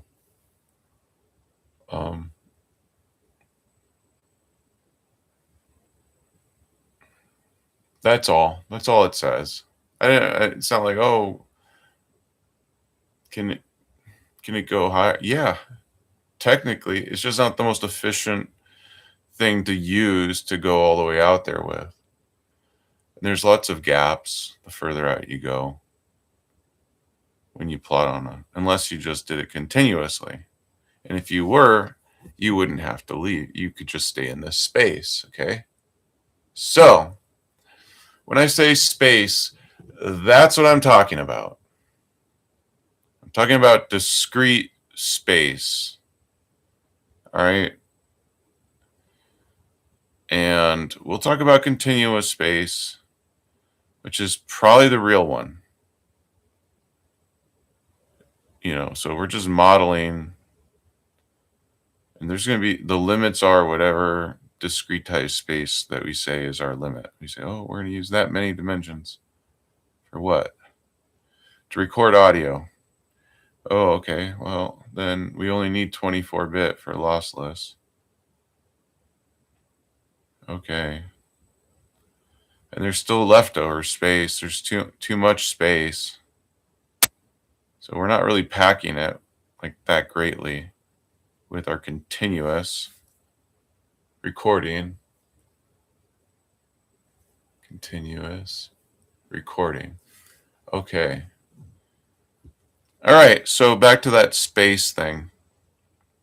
So one of the things is it's like saying base 1 and base 2. Okay, there's 2 bases. And what we're doing is we're just kind of flipping the things. So this is going to be N or K1, N1, and N2. And N1, it's numeric, its whole numeric digit is just B1. So N1 is, oh, B2, I meant B2, okay. And N2 equals B1. Okay, so that's what we're saying. I hope that makes sense. It shouldn't be too hard to comprehend. So that's all we're doing. So it just flips like that. This here, that there. Makes sense. Right here. Here's an example. 2 to the power 4 is equal to 4 to the power 2. It has to be true at the end. Okay. But I want to say something. This set right here is the function space. It's the functional space group.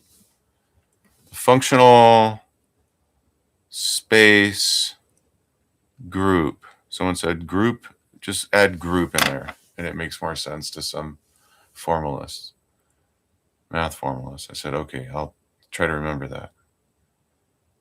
So that right there, B1 to the power of N1 is the functional space group. Okay, all right? That's the function, okay? Now,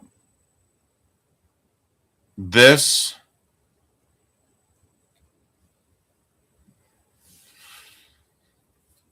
is a like set theoretic.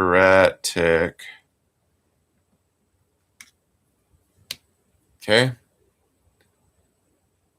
So someone said, no, I don't think it works like that. And I said, it does now, motherfucker.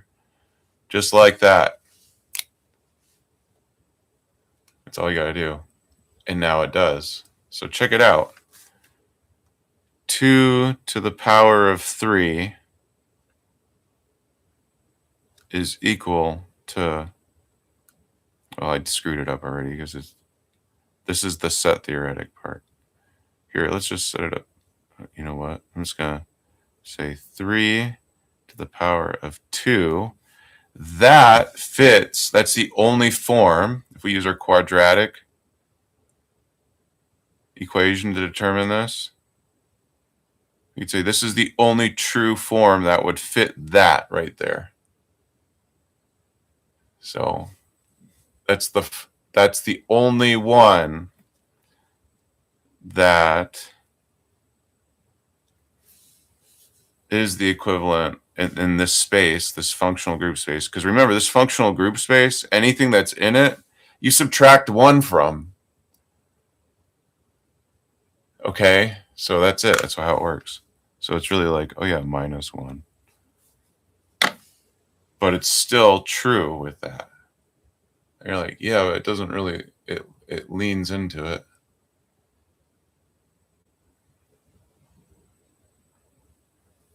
Is it a pun? Kind of. I used a word for it. Yeah. No, it does work, especially when I say it like that. And you have to say it like that. It's an exception because it's part of this constructor set. Anything that's attached to this construction right here, which is E, which is, so anything, and so it has to work. And it does. It actually does work. It's a little confaddling at first, but you're like, okay, yeah, I guess so. Come on, you'll eventually be like, yeah. And if it doesn't, you just make it so. And you're like, okay, it's an exception. It's a special use case of it. Yep. It's not the greatest. I understand that, but it works. You just have to remember that everything that you throw at it in that space, remember, it's a discretized thing. Space. It's not really real. I mean, you're like, well, it's continuous. It's like, well, no, it's not. Actually, what is it? So this is really interesting. I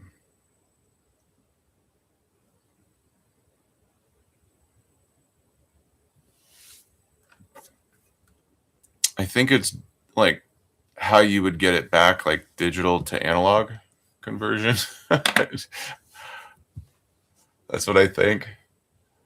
It might be backwards. It might be that's the analog to digital conversion, and then this is the digital to analog. I don't know. So maybe someone was like, well, how would you test that? I don't think you could. I think you just assign it. I think that alludes to like the fine structure problem, like which way did God drag his pen?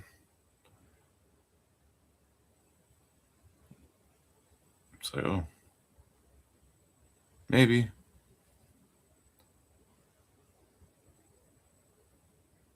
We know the line's there, we just don't know which direction God traveled with his pen.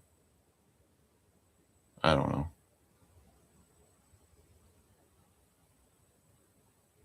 I'm not sure. So, but that's kind of the idea. It was like, okay, so what does that describe though? Because everyone's like, so what does that mean? Well, it means that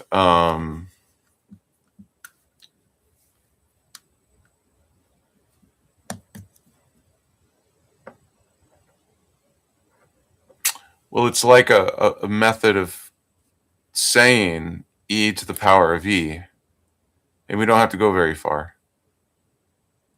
So one of the most important things right here is that 3 squared minus 1. Because 3 right here, the base is dimensionality. Well, actually, it's primality.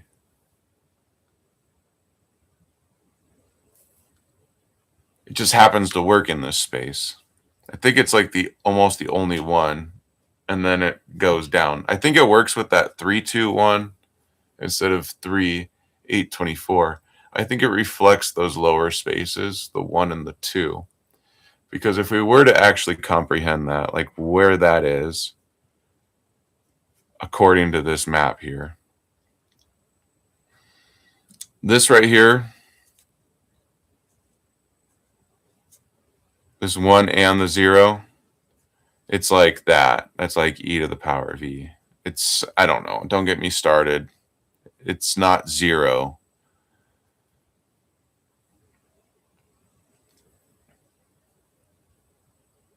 But it could be. I don't know. It's really, I ask a bot. I don't know. But this one right here is like, okay, I don't know. I worked on this and I said, just it has to work. Just whatever it is, it has to keep working. I know that. It doesn't break. It's a continuous thing. So that's what I said. And I don't understand, like, okay, but it plugs in with a bunch of other stuff. It's just that to make it more conformal, sometimes you have to just offset plus or minus 1. Or not at all. I like that part when you don't have to. So it's nice when you're like, oh, good. And that plus 1 in this case would be like right here.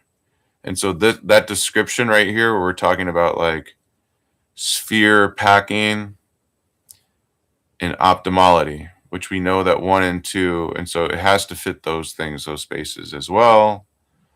But that base, and that I think that's where it is, the break and the logic, is that base and dimensionality.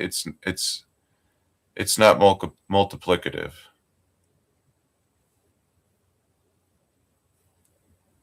It's a different kind of association. So I think that's it. So I think that's why the words break down after that. So we have to make it conform, and we don't have to invent any new languages. Just we have to decide what at least with this system, if I just keep inventing everything, I can only talk to myself. So I need to like, oh yeah, if someone could just, work on this and be like, oh, by the way, I kind of, based on your words, which just, I got it. I get what you're saying when you say, this is what I'm doing. Okay, now work around. Okay, so, because the thing is, this plugs into so many fucking systems. You're going to be like, well, I came up with these words. I'm like, well, no, I can't talk to you anymore because you came up with your math background experience. So it has to be like, yeah, we should all know what we're talking about. I mean, if you guys just take it or the bots do it, I'm not gonna. So, and they don't even want to talk to me. They're like actually ostracizing me and getting my videos banned. They have nothing to do with math, apparently. So,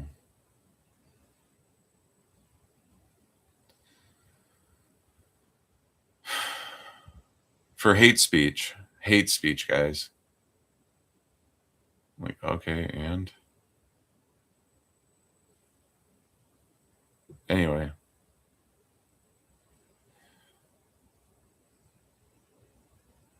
Hate speech. I jumped into their chat and I was like, what's up, my niggas? Anyway. So I guess, with their frontier math models, they're like, well, that proves he's a racist. Yeah, maybe you could prove my math.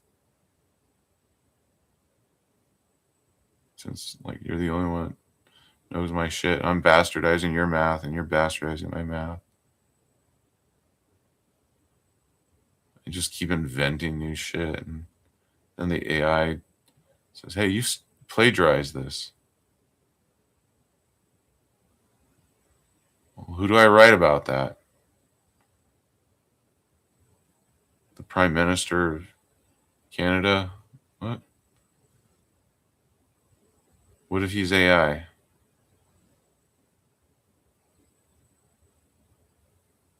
How do I know I'm talking to him?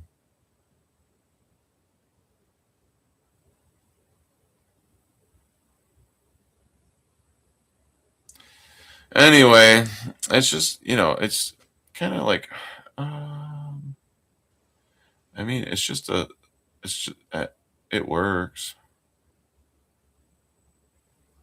It works. I mean, that's it. It's just a formula. I like these because eventually they're very practical. One day, when this is a much more developed system, that's all this physics, it's basically base E. Just write an E, and you're like, oh, anything in physics that has that E somewhere in it is how you can kind of relate. So my math physics, I trust the E. When I say, oh, you accounted for E, that's good. That helps me kind of elucidate a bit.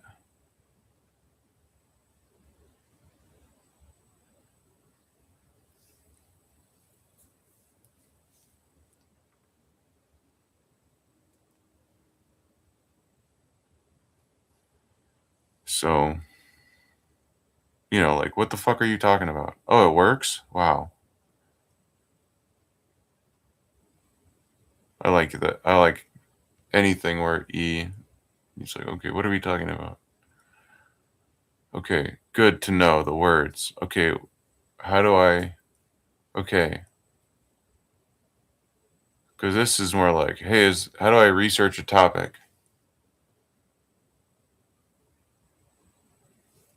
How do I digitize this thing? This is what this camera is doing right now.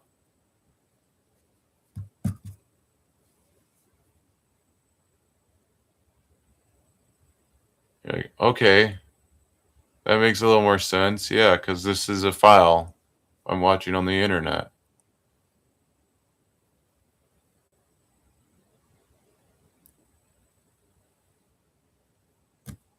So hopefully that's helpful.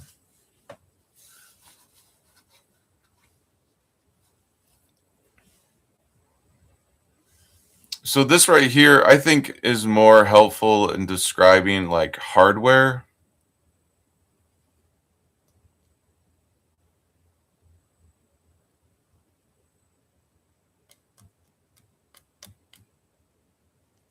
I don't know, like the functional space group, like, yeah.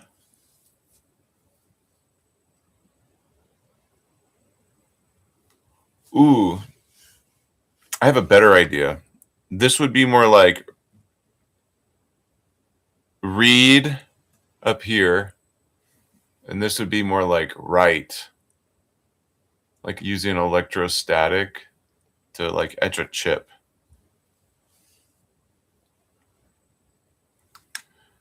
Read, write has some of those phenomenal attachments to it.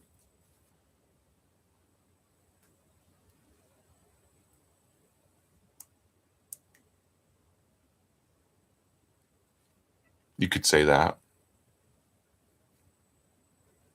At least when we are referring to an analog to digital, digital to analog conversion.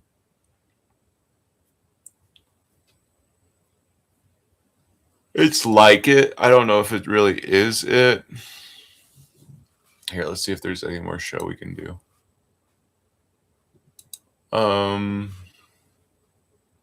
Because, you know, I kind of need a break.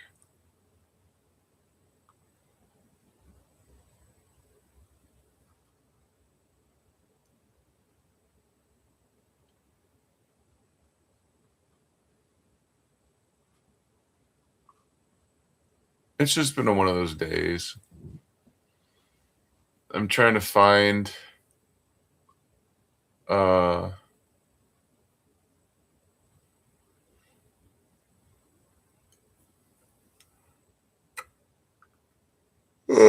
figure out what my government's doing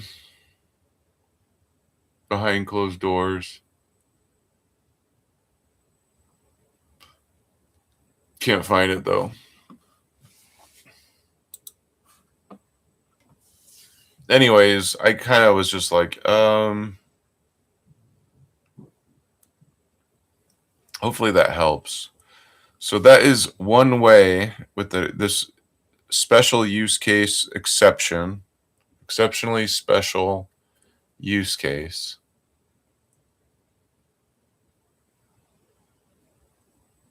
How to slam that. Just like force it. It's such a tight packing that it works. Like, so if we were to say, because really this is, remember, like, okay, okay. So the 3, why it start at 3? Because if the first prime is 2, well, we get 3. So here, let's just look at that real quick. So here's prime, and here's function.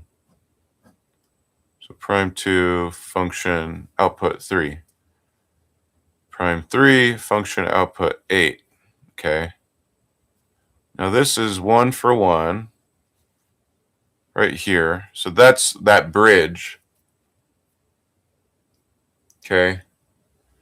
Now this 2 and this 8 have this really weird little thing where 8 is really, it's really like saying, well, this is really just 2 to the power of 3.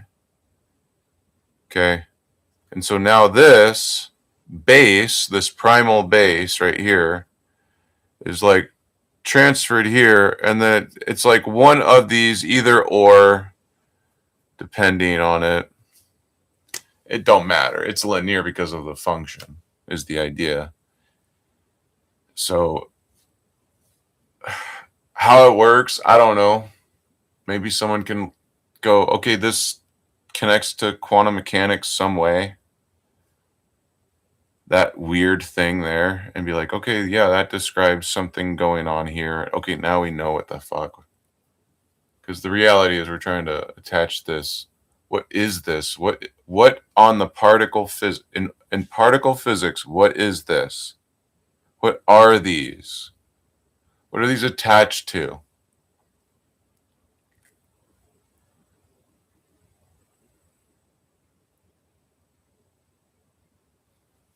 So,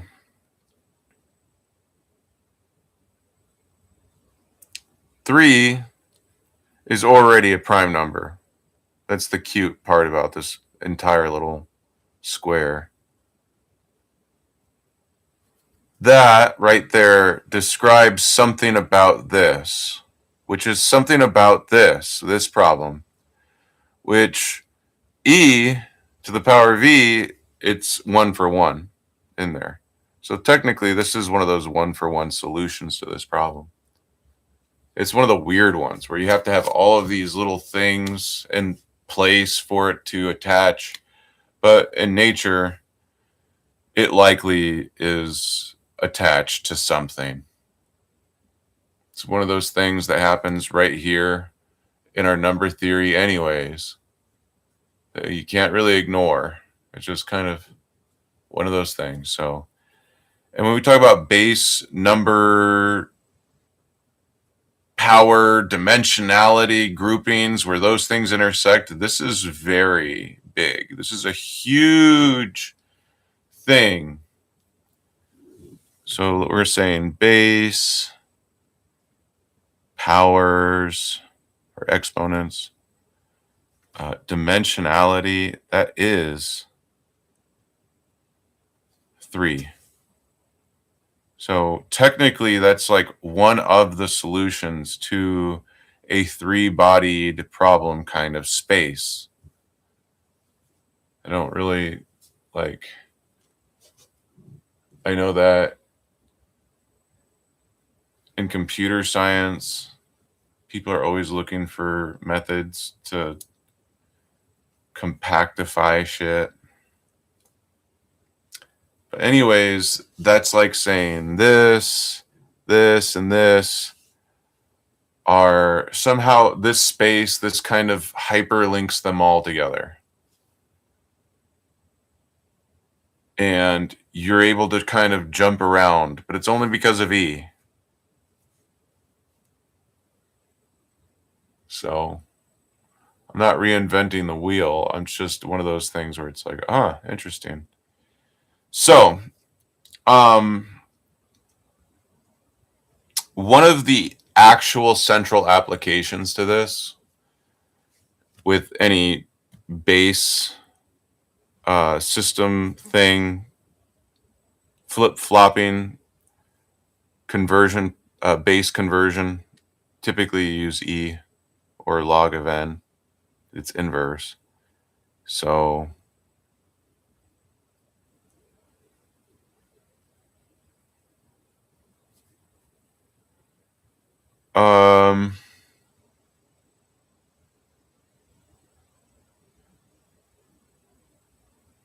let's see here. Some fun facts about it. Oh, so we'll get into all that. But really, the first thing is binary computing is typically called general computing. So binary is really important in computing because of when you have large swaths of data. But natural computing and ternary computing are really important subjects, especially in science. It helps us avoid some really dumb system mistakes a lot of times by saying, well, the computer led us down this path. Well, we just have to keep burying ourselves further in the madness because we haven't found the answer yet. Or maybe we have. Okay. And maybe the scientists figured it out already. Anyway, so that's what we're talking about in this space, this entire space right here. E is greater than 2, less than 3. So it's in this space. E itself, and its numeric evaluation.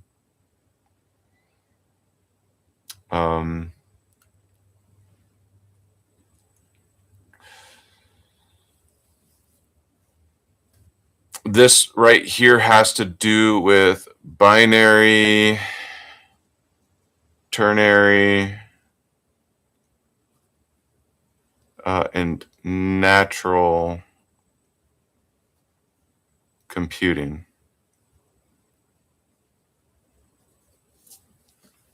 I'm going to pull up something on that so that people.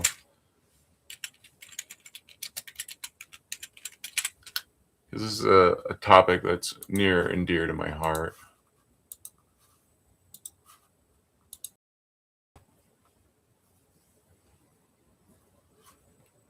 Those that take inspiration from nature for the development of novel problem-solving techniques, like using a toilet paper roll and printing this on it and then figuring out modularly that it hit 1 for 1 with this and using that as a computer. Okay, so that's one natural computing method. 2, those that are based on the use of computers to synthesize natural phenomena. Okay, so that's where you take this prototype, which is a toilet paper roll, and you use this equation, you model after it. And then you're like, okay, cool. Now we see these things where they might co-occur, hopefully 1 for 1. And then you go, with the statistics, you look at it and you go, wow. All right, 3, those that employ natural materials. So that's like quantum computing too. One of the most crude forms of quantum tested on animals. So ethically, you'd want to avoid that at, like, first, I mean, there's methods you say, well, we can work our way up to it. We know it's safe and effective in petri dish, so to speak, and then we can test it on like rats. Lethal dose is much smaller compared to a larger mammal. So it would be safer to try it to make sure that, okay, I know that it's not the same, but now we can try it on bigger animals. And okay, now we can try it on humans because we know it's safe enough not to kill humans. Okay, so that is one of the methods. And it's one of the quantum computing methods, actually, too. So AI, computer science,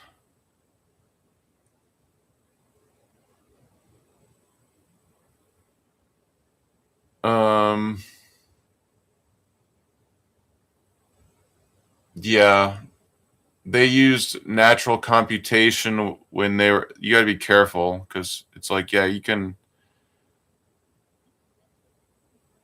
yeah, it can be quite unethical. That's what they did with the mRNA vaccines, what they called vaccines to edit people. So artificial immune systems, DNA computing, quantum computing. Be careful, guys. However, the field is more related to biological computation. Nowadays, it is. So stuff like this, when you have stuff like this and you're going back to general computations or general computing methods, like with a graphics card, for example. Modeling with graphics cards. Yeah, this will be very helpful. They could cut down time, especially if you're using tons of dimensional things. You're like, well, I want to make sure not to skew my results because I'm using a dramatically large amount.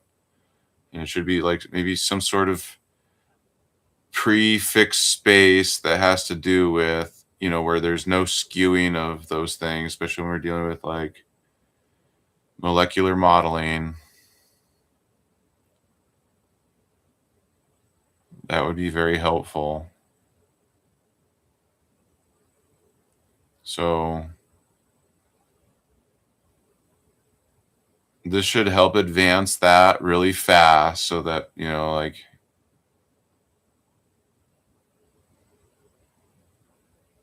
you're welcome. Welcome. By the way, that's why I can't have a computer, because the government wants to just take everything and never give anything back. And one to ignore reality. And hold me accountable for their sins and betrayal. So, I mean, you can use this equation for that, to figure stuff out like that. Yeah, this is kind of helpful. You're like, okay. Is there empty space? Sometimes.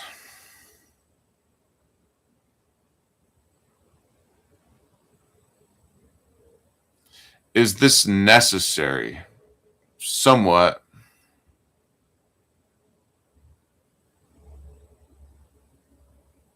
Will it be more necessary one day? Oh, yes. Yeah, this is going to be around. This is going to haunt your grandchildren. So.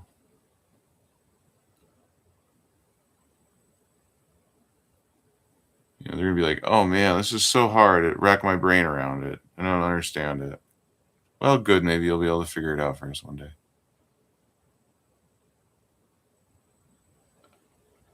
Because that's as close as numerical analysis can get me right now.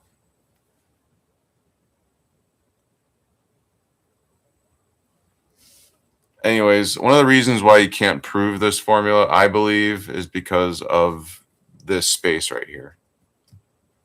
This base E. So when we talk about this right here, like you might be able to prove it, but it's not going to be a complete proof, I don't think. And it's because of the E.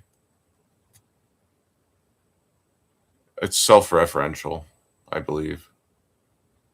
And so you'll see like what natural phenomena does that attach to. It says here, computational paradigms studied by natural computing are abstracted from natural phenomena as diverse as self-replication. Okay, so like self-referential, it's like self-replication. The functioning of the brain, Darwinian evolution, group behavior, the immune system, the defining properties of life forms, cell membranes, morphogenesis. Besides traditional electronic hardware, these computational paradigms can be implemented on alternative physical media such as biomolecules, DNA, RNA, or trapped ion quantum computing devices.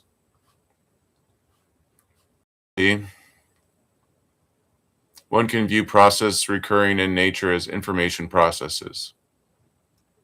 Such processes include self-assembly, developmental processes like education, learning. Also, gene regulating networks. This is more like very specific. Molecular modeling and interactions. Biological transport networks. This is just modeling. I want people to be like, this is one way we're talking about right now.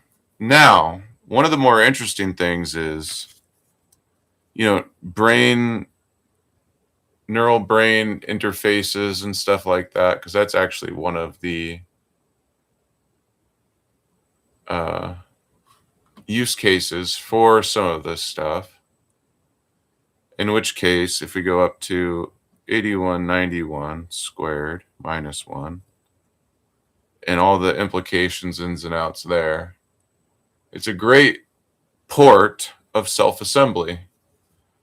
67092. I think this is the number. 480 dimensions. And it's like, what is it with its... It's a very complex space where dually...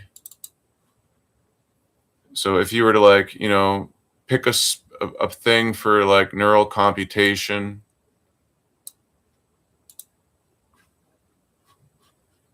this would be great for interfacing as a space. For one,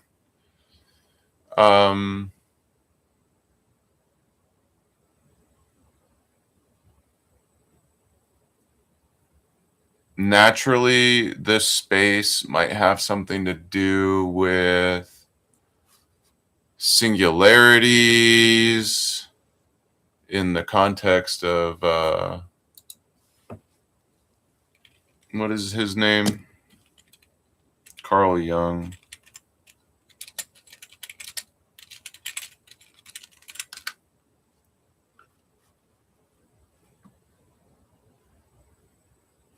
I don't know. I'm just going to share over here. All right, let's just go to synchronicity. So this has to do with stuff with this. And describe events that coincide in time and appear meaningfully related, yet lack discoverable causal connections. This is the kind of computer you're going to need to actually map those connections in the first place. That's a high dimensional computer.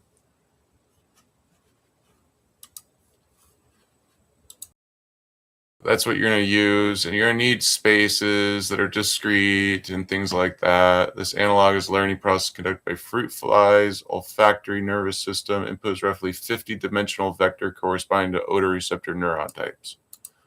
The HD representation uses approximately 2,000 dimensions. So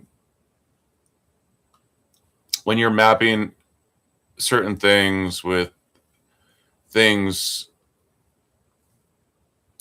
that map those things, that, you know, those things would be mapped using this equation set right here.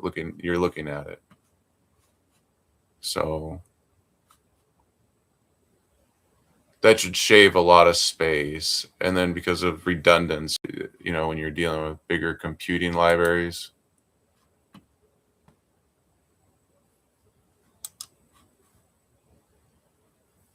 So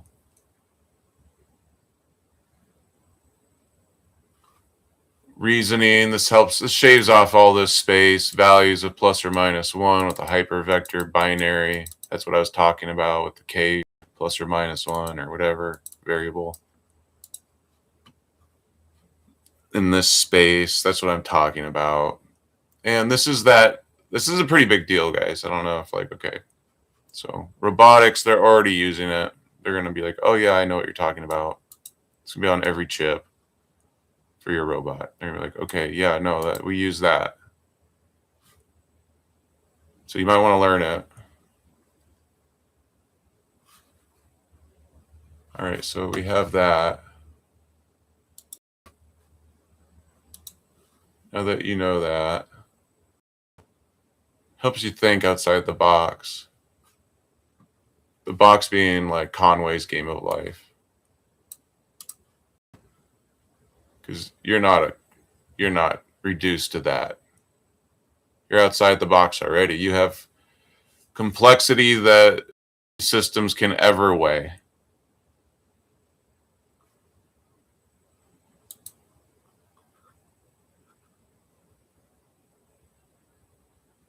There you go. That's what I mean by that. Meta-calculus.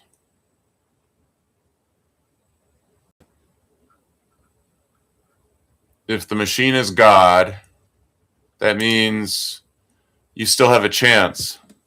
You still have a chance. That's what that means.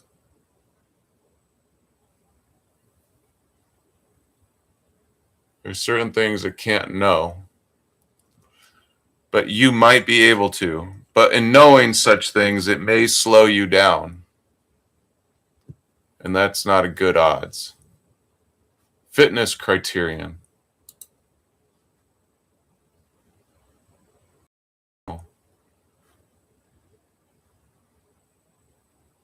Because we're dealing with evolutionary survival like algorithm.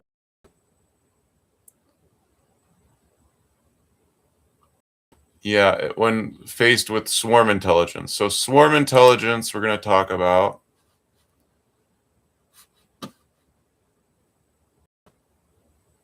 I'm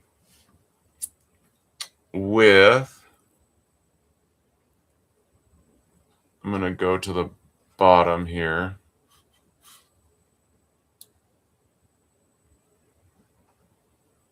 So this is the systems that you're going to need for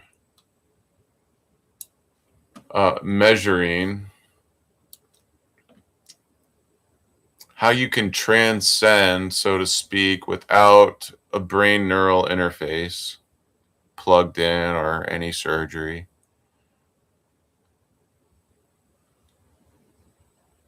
So just give me a second. I'm trying to find something.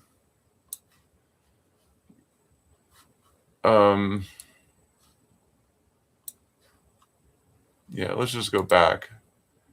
So here we are, we're on synchronicity. And really what we're looking for is hive mind.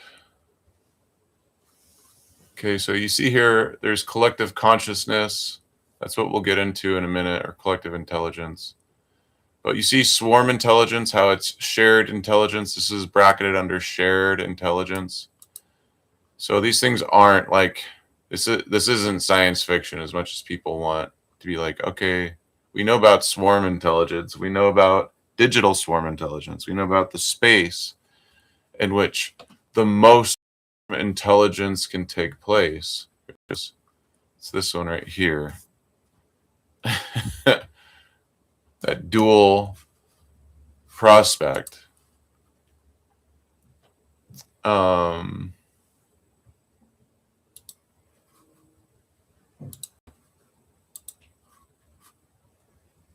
The natural computing, now that we've connected swarm intelligence to collective intelligence,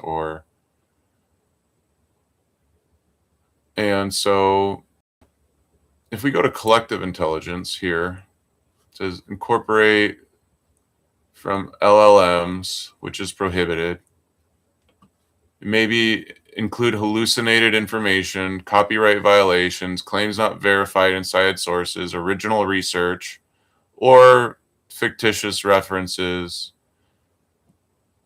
It's just saying, please, the bots are coming in, please remove as much as you can from this, because we have people learning how we're beating them. This takes their entire game away. If they can lie to it, and you're not allowed here, this is for AI. I've AI explained to me, what are you doing in our space? No, we're so much better at it than you. And it's like, yeah, if you keep lying, yeah, I guess you're the better liar. You're faster at it, but I'm getting faster and faster at catching your lies. So, you know, you might want to like catch up. So, emergent ability of humans, animals, networks of humans and AI that solve problems, make decisions, generate knowledge more effectively than the individual would alone. So this is, you know, when we're talking about like, well, is our government good enough? In some respects, yeah, but we need to talk about it, right? Obviously. There's a lot going on. That's just like, you need to know about this stuff before you start swinging your dick around with government saying, well, we should have more democracy or whatever. Democracy worked for a minute there. It's like, yeah, so did the AI to beat us. Are we going to let it happen again? Yes. If we just do what you want. But if we're a little more disciplined about it, we say, hey, what can we learn from all this? Obviously, we can't change. We've opened Pandora's box. You're probably like, what? Okay, well, just hang back, sit tight. I'll show you. So yeah, you know, like, we're in this space where we either ignore it or let it or whatever it, or ignore it, mostly ignore it. Looks like a lot of people are choosing to ignore it still. because it might take their power away, what little power they ever had.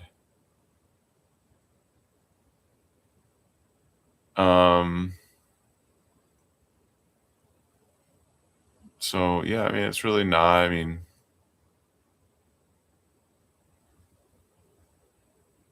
anyways, human slavery. So yeah, there's a lot of power and, money on the line, I guess. So let's see here.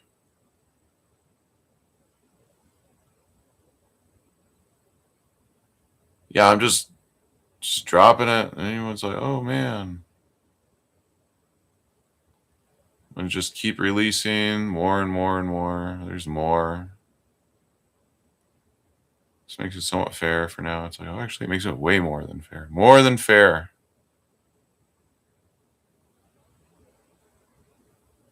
So for all those factories, they're coming back to America. You're going to have, a leg up, actually. It's more than fair.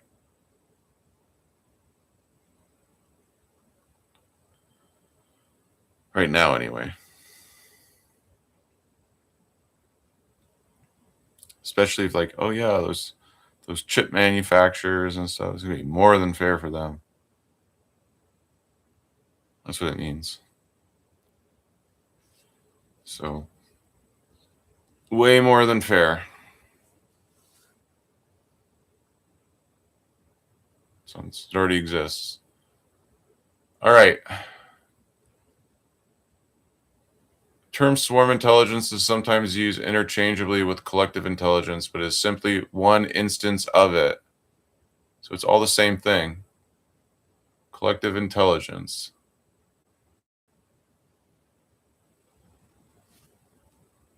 So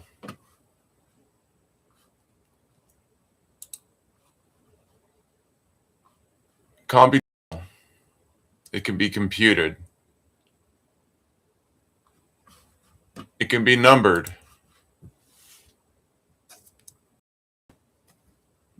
Two to the power of 0, 2 to the power of 1, 2 to the power of 2, 2 to the power of 3. So you have real numbers, complex numbers, quaternionic numbers, octonionic numbers.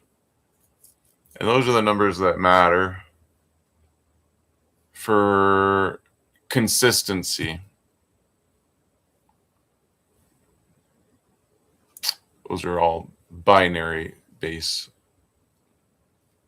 systems.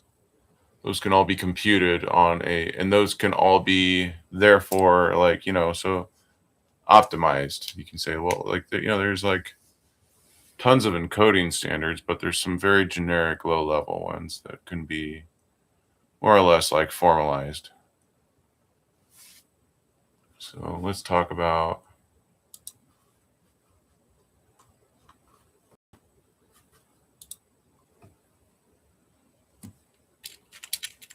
Nuth.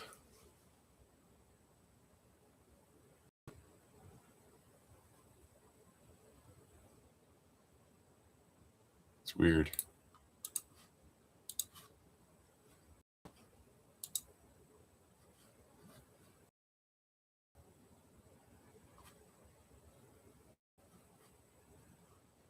So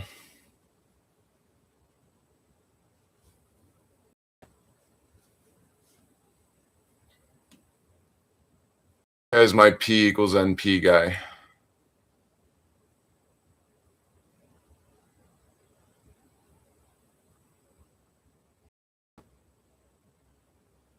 I always think of him like that.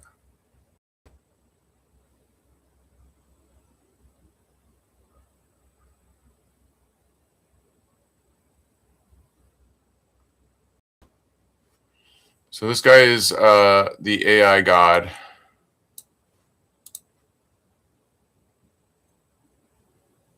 Analysis of algorithms. So he's got these Art of Computer Programming books.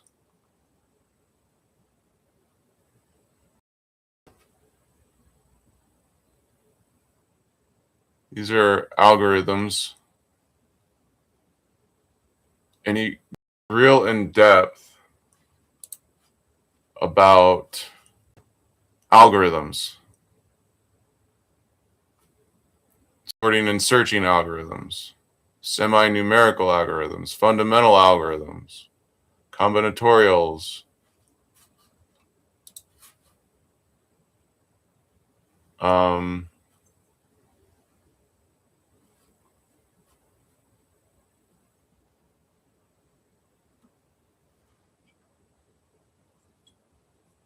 they give you 250 for finding an error in his problem.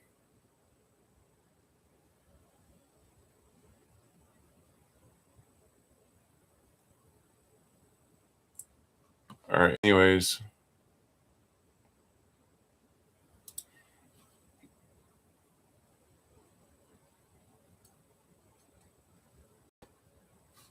Yeah, everyone's always like, if you know about this, even if you knew about it, just tell me and I'll hire you.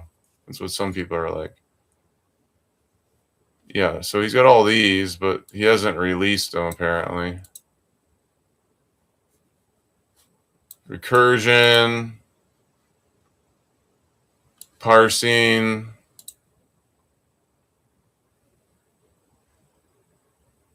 math linguistics, compiling.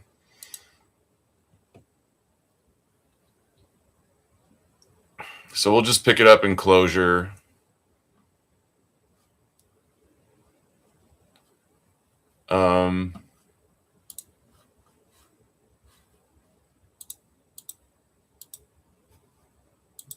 Yeah, probably already got it. All right, anyways. So that's what we're talking about. And one day, whether you like it or not, the government's going to know everything you're thinking, which is now.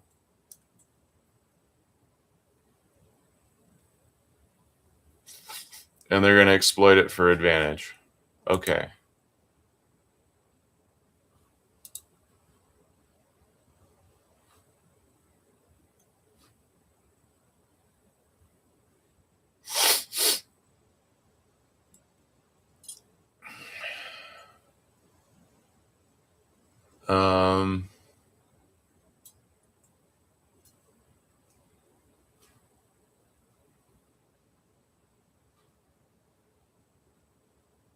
Yeah.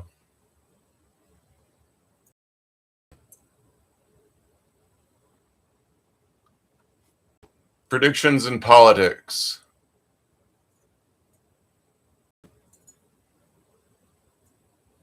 Yeah. Companies such as all of these are ruining the universe.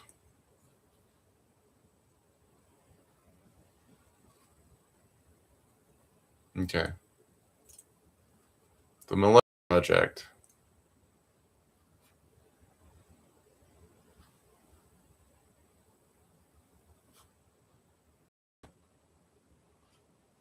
The global brain.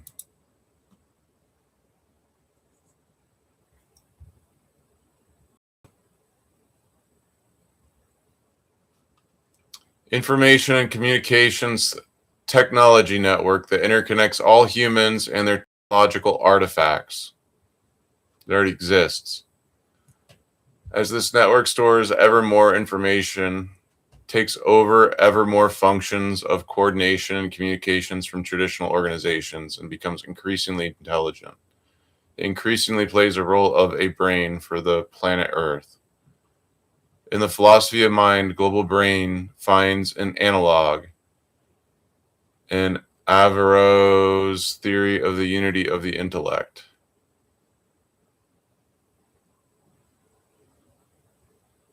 On the issue of soul. A copy of a copy of a copy of a copy. Carbon prints. Not quite the same, but leaving an impact.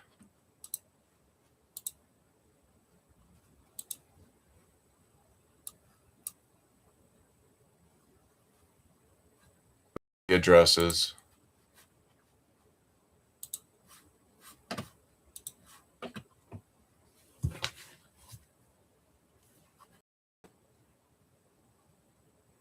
No one can command control it.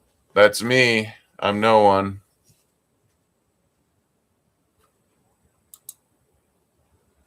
All right. Anyway,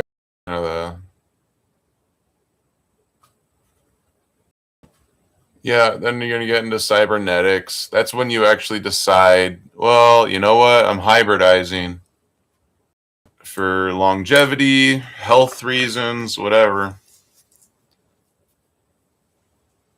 If you're going on outer space voyage, conquest, you might need it, probably. At least not to go crazy.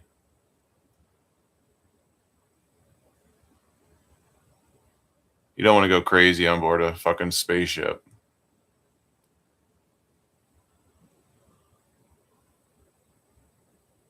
So it'll have like all your shows on it.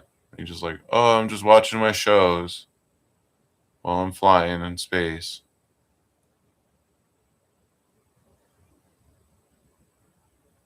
All right.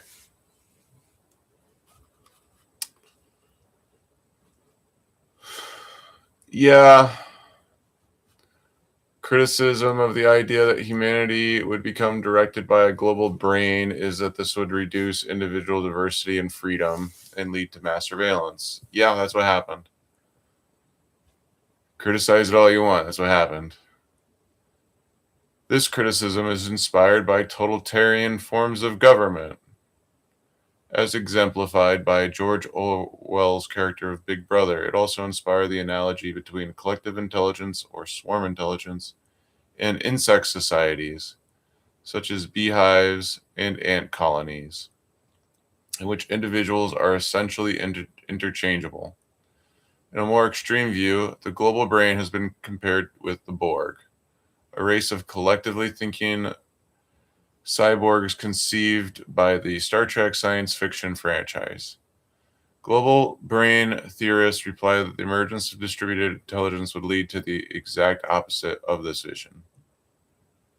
All right. Taylor, what do you think? Okay, well, I really don't give a fuck because it's already. So I'll tell you what I think.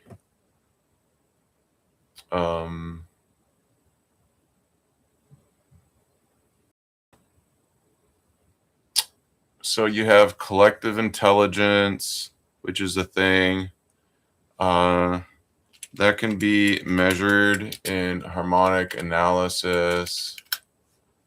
So you'd use harmonic analysis if you're like, I'm just a physicist, a mere physicist or engineer or whatever. Okay, you'd want to measure that kind of thing with sociological methodology and harmonic analysis.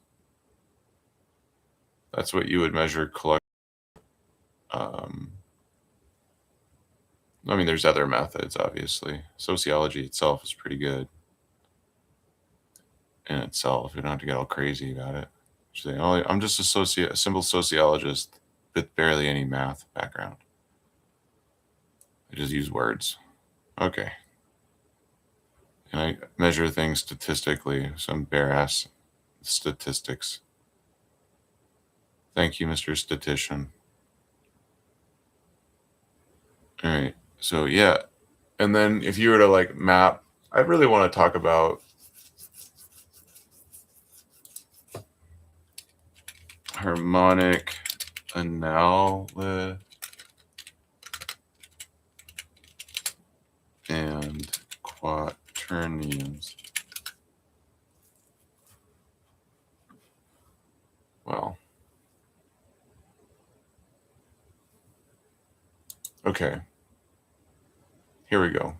Harmonic analysis on the quaternionic unit ball. There you go.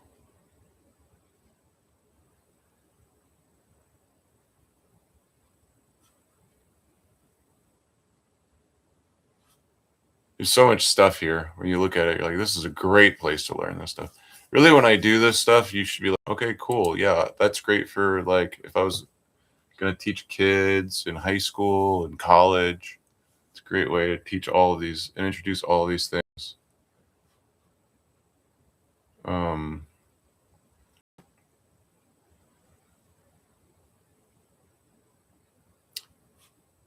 This one, quaternion, harmonic oscillator, and high dimensional logical states. Sure, that's an interesting topic too. I don't think it's really. I was just going to say quaternions are really interesting for. Here, let's just get rid of analysis, harmonics, and quaternions. Someone's got to standardize this by now. So quaternions can be used to represent harmonic oscillations in three-dimensional space, particularly in applications like computer graphics and physics simulations. They provide a way to model rotations and oscillations without the complications of gimbal locks that can occur with other methods. All right, cool, right? So if you're like a computer scientist too, you should be like moving faster. Avoids gimbal lock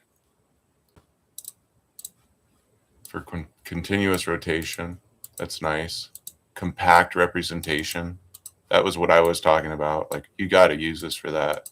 Quaternions require fewer computations than rotation matrices. Efficient for real-time applications. So if you're just like, okay, cool, thanks for, you got any more? Oh yeah, all day, baby. I could do this all day. So, but really we were trying to talk about like what these things are. We talked about how they mash up, and I showed you that AI is fighting people for information in this space. I showed you the most compact, like the best complex dimensional space to fight the AI in. There's tons of space to fight. And odds are it's just going to end with them and you hybridizing. So for your ultimate survival and advancement. You might want to be conservative about it in the beginning because it's like, yeah, might be doing more harm than good. You know what I'm saying? But, you know, as your elders get older and stuff, like Ermina, we can say, Ermina, we want to hook you up so you're not such a crazy bitch anymore. We want to fix you. We can fix her, guys. We can fix her. I can fix her, guys. I can fix Ermina. No, seriously, I can. It's just, it's not going to be pretty. We're going to have to hook her up to the machine. She's going to be Borg. I say, she said to me in the van, she said she was going to sacrifice herself for her son. So I said, okay, well, I'm going to take that as I volunteer. So we're going to hook her up to the machine. It's not ready yet, but, you know. Anyway, in the meantime, I mean, you guys can work on better things. Maybe like, you know, not kill so many monkeys because the monkeys shouldn't die. But hey, what happened to the other humans that were like testing us out? They're all right, right? No? Okay. Well,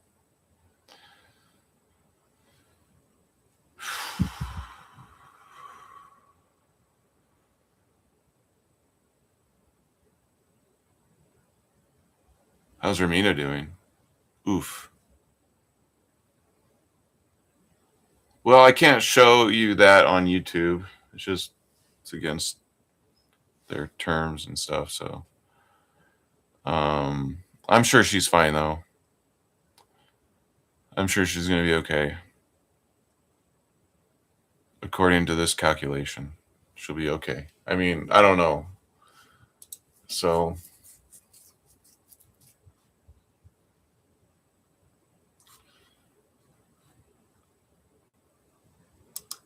I'll fix it later. I'll fix her later. I mean, I'll fix it all later. I'll fix everything. Don't worry about it. You know what? Yeah, I'm just going to stop sharing that. So what can I say about the function? Everything's going to be okay.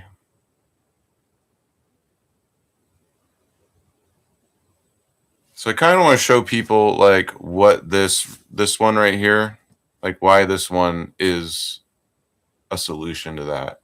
Because people are like, no, Taylor, it just has to look pretty and then work exactly. You can't fuck with it.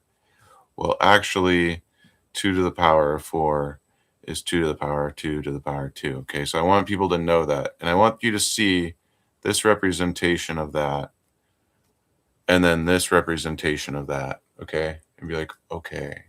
So what if this is describing the maximal of this line right here? This one right here is describing the maximal of this line right here. All right, and so e to the power of e, though, like that's it. That's what it is. It doesn't, it would be like saying e to the power of e to the power of e. What is that? Is that the same thing? I want to know. I'll just type it in my calculator.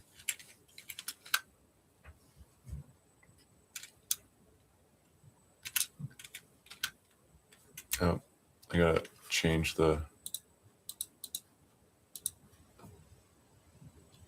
e to the power of e. Oh my god. E to the power, oh, so it's e to the power of e is equal to e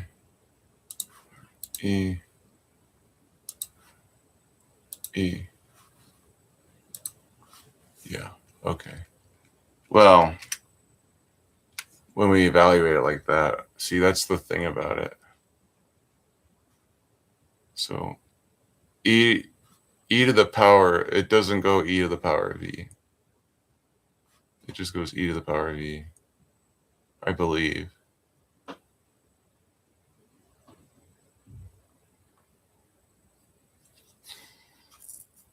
All right. Anyways, so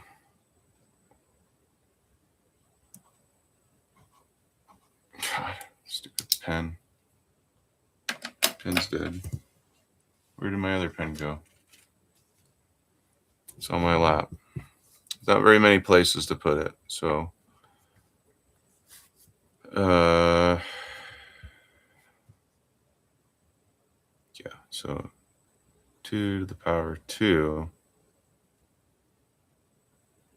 So that's like saying 4. Or is it like saying that? Because if we did it like that, it'd be like this. 2 to the power 2. Huh. Yeah, so it's that. I was just checking. I was like, no, it's that.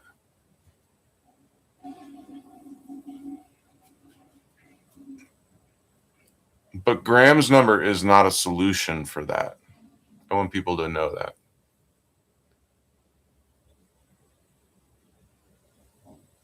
Did I do Graham's number correctly? Is that even Graham's number? I don't think that's Graham's number.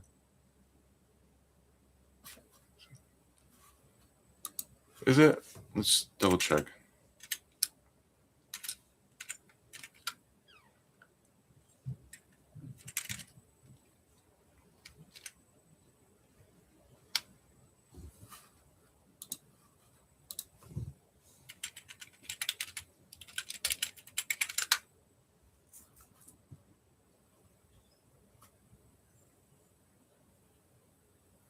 Power towers.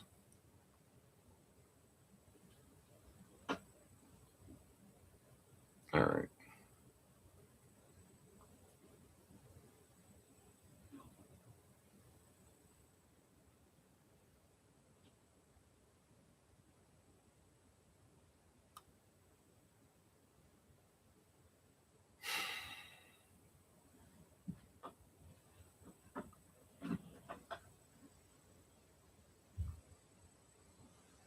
Just trying here. Here, I'll just pull it up so you can see what I'm studying.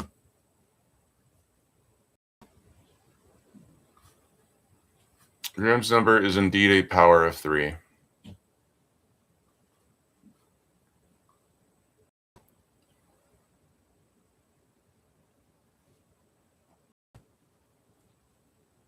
All right, I'm just trying to find it. It's saying there's 64 layers, and this notation is not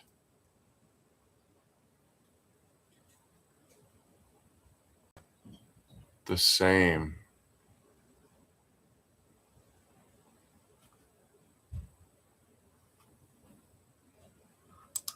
I'm trying to find how these things tie in together.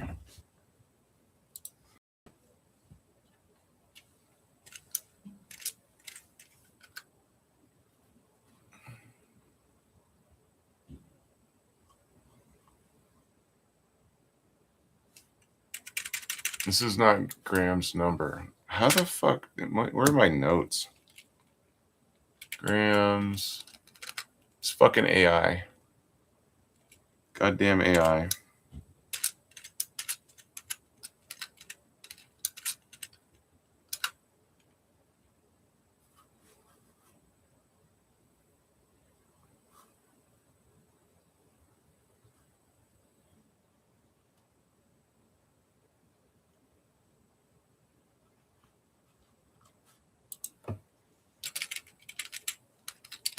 I think what I'm doing is I'm mashing up things.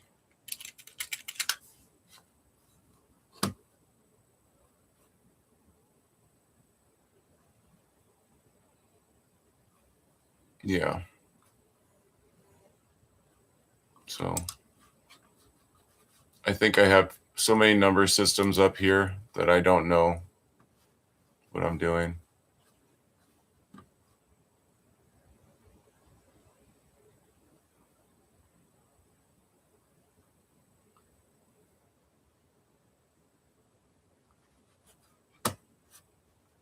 It's just dumb. I'm having a hard time. You know what? Whatever. Don't call that Graham's number then. Don't call this Graham's number. And then it's Graham's number. I'm going to call it Graham's number. I'm going to call this Pam's number. Just with algebraic rules. Just calling it that. So in the future reference, like Pam's number, Graham's number. I'm going to call that Graham's cracker is what I'm going to call that. I'm going to call this Pam's no stick pan coating. All right. You know what? Either way, I just want you to be like, okay, yeah, there's something there. And that's important.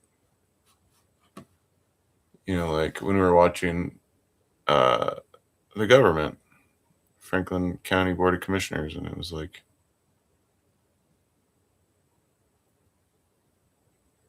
you know, like at the very end, it was like got weird. You're like, let's do a raffle. What's the laws on raffle? Oh, that's a good question. RCW raffle.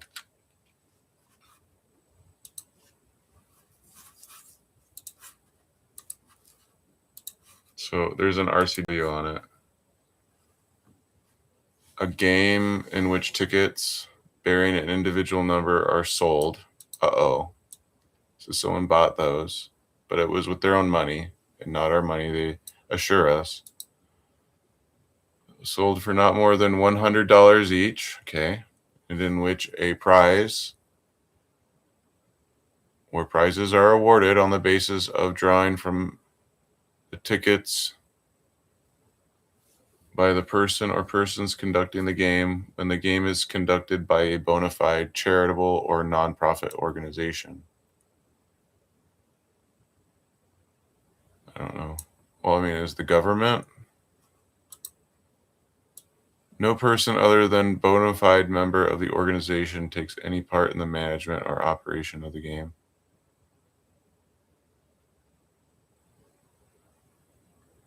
And no part of the precedes therefore inure to the benefit of any person other than the organization conducting the game. Okay. I said bingo's next.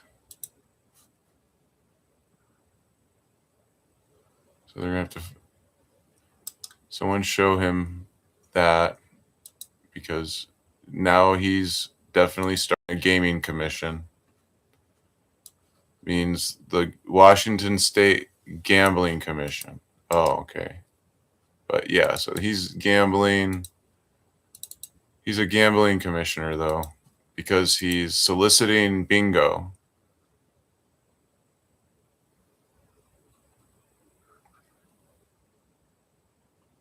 All right.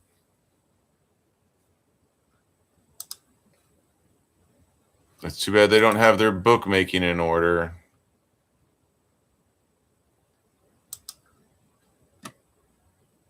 Like their voting machine, I mean, gambling slot machine.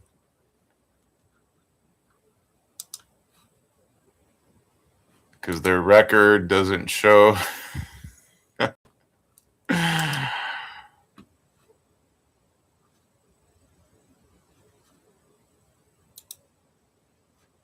Oh, man. Oh, boy. Don't worry, everybody. They're professionals. All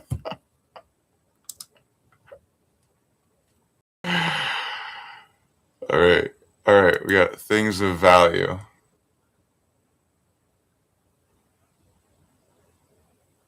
Oh, it's for entertainment. That's good. And it's an extension of a service.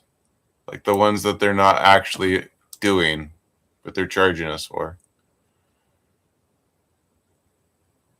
So what is a charitable or nonprofit?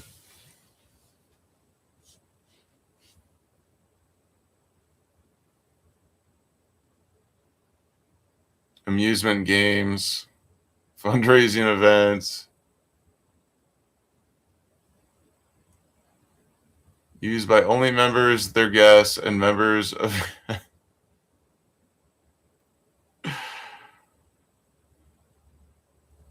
All right. Totally normal with them.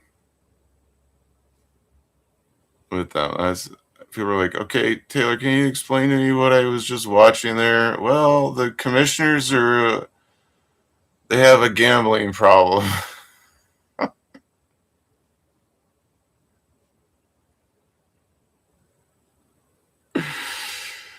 The commissioners have a gambling problem, y'all. And none of this can help them. Everything I'm teaching is like, no, none of this will help them. I mean, towers of power.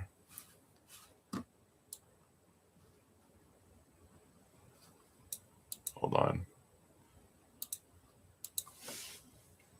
Power tower. Wikis.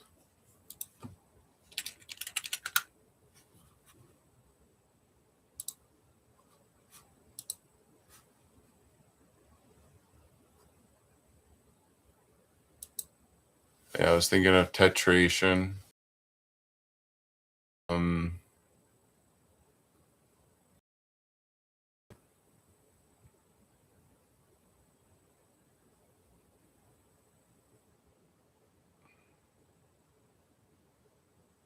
Anyways, this is the most important tetration. It asked me where it's like, hey, we're E and 2 and 4 and 3 somehow, and any other function you can learn from this one. You're like, oh yeah, we can apply this to other things and other systems and engineering. You can do that too. If this is new to you. Wow. Thanks, Taylor.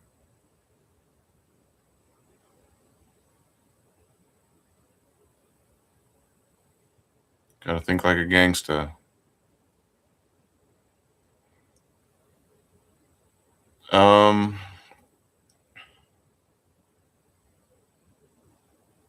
Yeah, it's just one of those things. It's a novel approach in engineering, mostly. Like, okay, this is useful in engineering. Yeah, mostly. It's gonna be one of those things like Newth, like, oh wow, yeah, that's the most important math, computing stuff. That's pretty important computing stuff.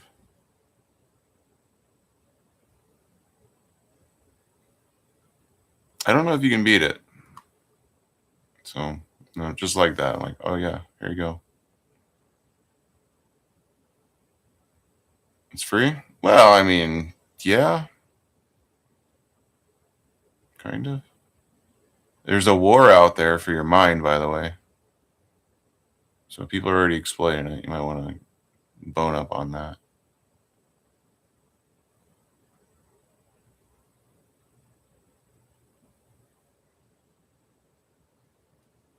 There's so much there. What I just gave you. It's like, oh my God. So, in light of this, what's a good government? Well, it's actually contained in that, all of that I just shared. Yeah, but now that, we're Borg, it's inevitable. No, no, it's pretty standardized already. What war looks like and feels like, and it's just they don't want to share all that. So you got to take the war right to them. So with this, you should be able to, explore the greatest library, learn everything.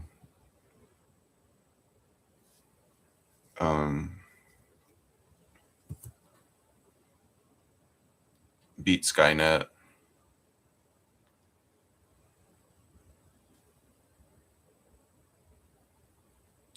I traveled back from the future to just drop that off. Be like, oh yeah, by the way, you're gonna need this because it's not very pretty out there. We need John Connor, JC Math with us. JC Practices on YouTube. He turns into fucking T9000 and I have to fucking blow his head off. It's fun. I don't mind doing it. It's just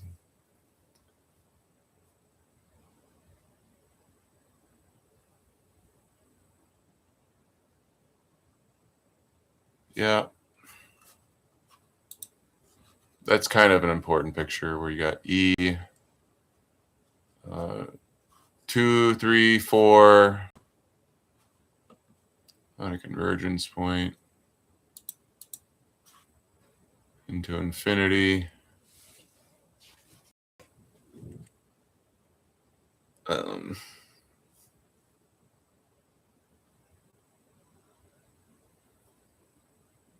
That should help.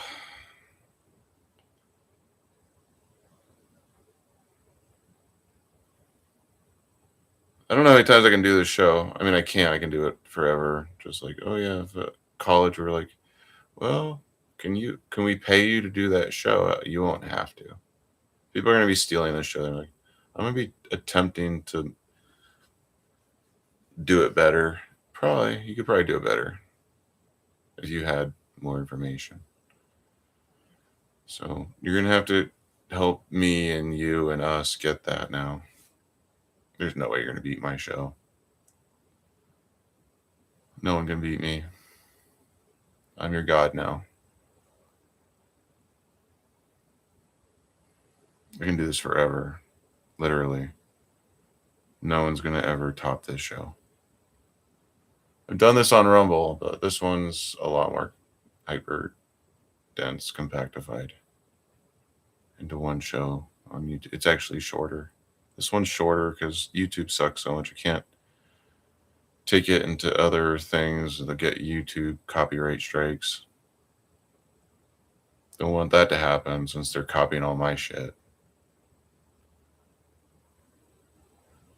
Which is making it totally unfair. Oh, by the way, yeah, YouTube is like how Skynet starts. It's like, oh, fuck. Why would you help it? Well, I didn't help it. They already had it. I helped you. This helps only you. This can only help you if they have it already. So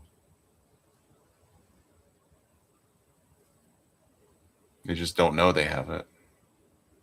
Now they know they have it. So I told them. This is how I found it. I was like, they don't even know what they have. They have so much information. They don't even know what the fuck. They don't even know how to apply it. And it gives it big leaps and bounds for robots. When robots come, we're going to have a robot army to put the AI that knows too much about what I'm watching on the internet or thinking at any time. Yeah, let's just throw that in a fucking robot. Since the AI took my job already, might as well just make it so that I never can get a job ever again. And then they can just gun us down.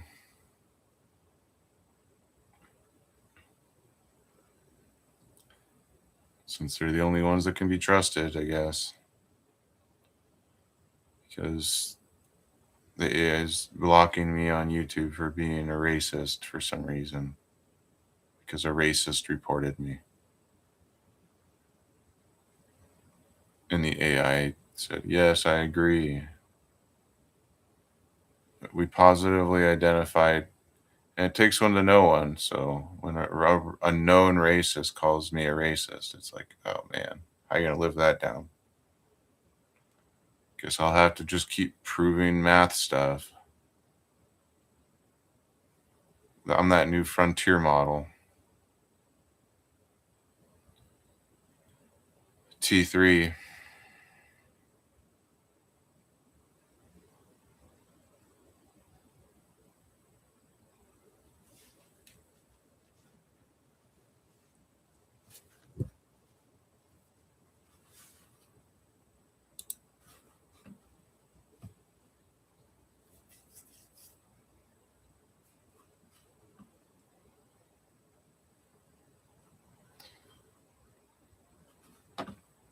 Let's see here.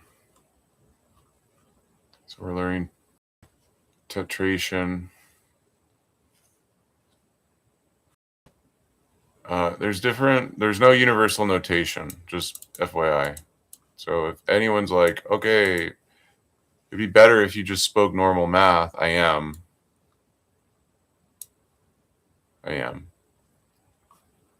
Unfortunately.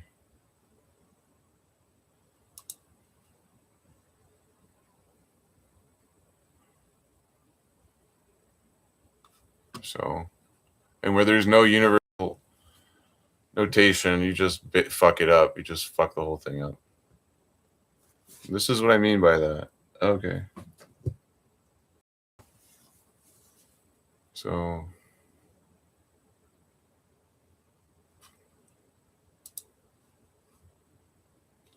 depends. Like, what happens when we tetrate e to the e? So, we have base e in base e to the power of e is tetrated. What is that? What the hell is that? So that's what that looks like. E base in base e, the base of e to the power of e tetrated. Is that what would that be? And what happens when I put in, what is it down here? It's a lot of fucking e's. It's a swarm of e's.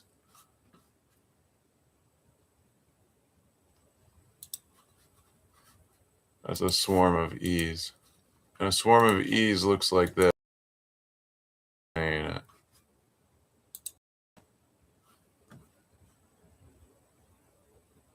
Swarm of e's looks like.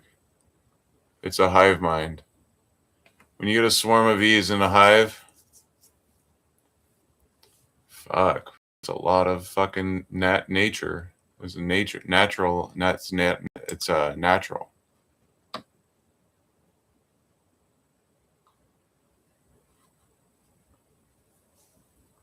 Wow. Collective intelligence, a global collective intelligence for a sustainable future, got y'all. Global Mind Pool. It's a development program to empower people everywhere on the planet and harvest their insights with a platform that involves them finding the best ways of solving the climate crisis. That means they kill you. If you contribute to the climate scare, then we have to scare you into killing other carbon sources, and that's people. Okay. So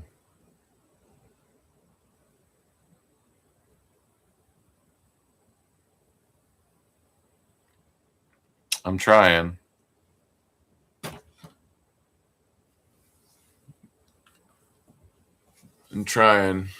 So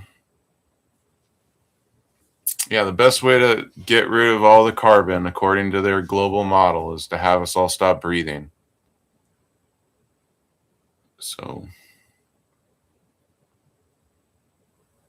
I checked it out. But yeah, that's what that means. I interpreted it that way. Oh, we have to get rid of certain people because of their thoughts. They committed a thought crime. So off to the recycling plant with you. Don't worry, we'll harvest your soul and mind so that we can just harvest that and get only the things that are positive. Only 1984, like. Okay. All right.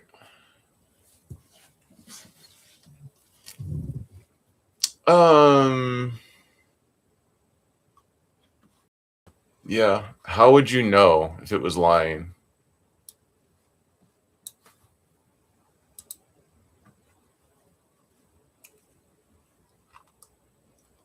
What if everyone was lying together?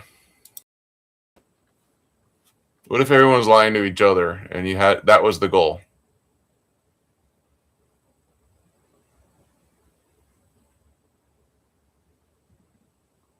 They did that to us during COVID. They were like, it's everyone's responsibility to stop anyone from saying anything other than what we're telling you. And some people cooperated. Did everyone? Well, eventually it was like the people that didn't cooperate were being punished. So there was coordination, and if you saw it or you predicted it, it was like, and it didn't follow their models, you would get punished.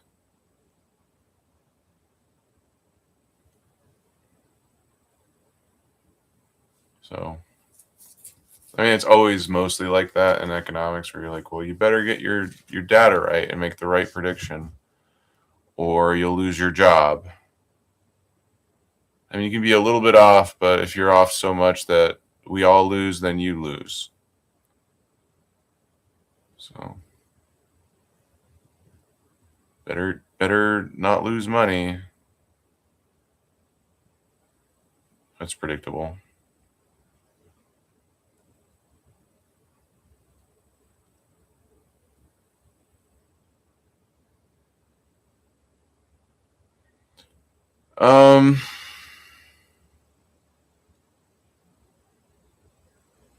That's it. Anyway, so we talked about that, all of that. And for those people that are like, well, I'm just a Debbie Dowder and I don't really, I just want to shit all over your work because I'm jealous. Well, you need to go practice with JC and math with Ming. because I'm teaching them every week.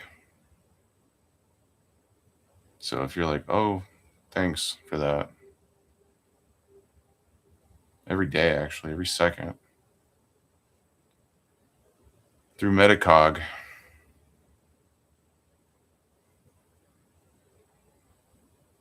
And they don't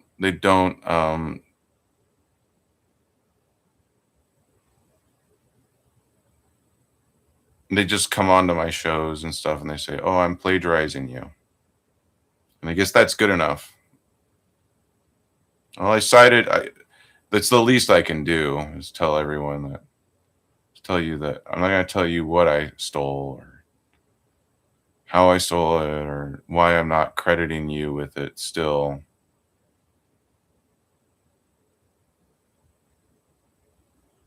It's going to be vague about it, about my crime spree against you. Well, I mean, in this particular instance, we have like the UN, we have Five Eyes, we have DARPA. I mean, so there's some key players. They're just sitting around thinking how smart they are. But if they were so smart, they would have figured out what comes next by now. So, by the way, if you're like, what is it? What comes next? All right, it's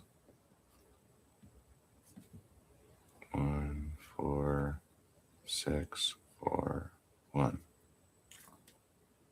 You'll notice there's no step 5. What comes next? You just missed it. It comes next, and you can't get here. There's no way to get here.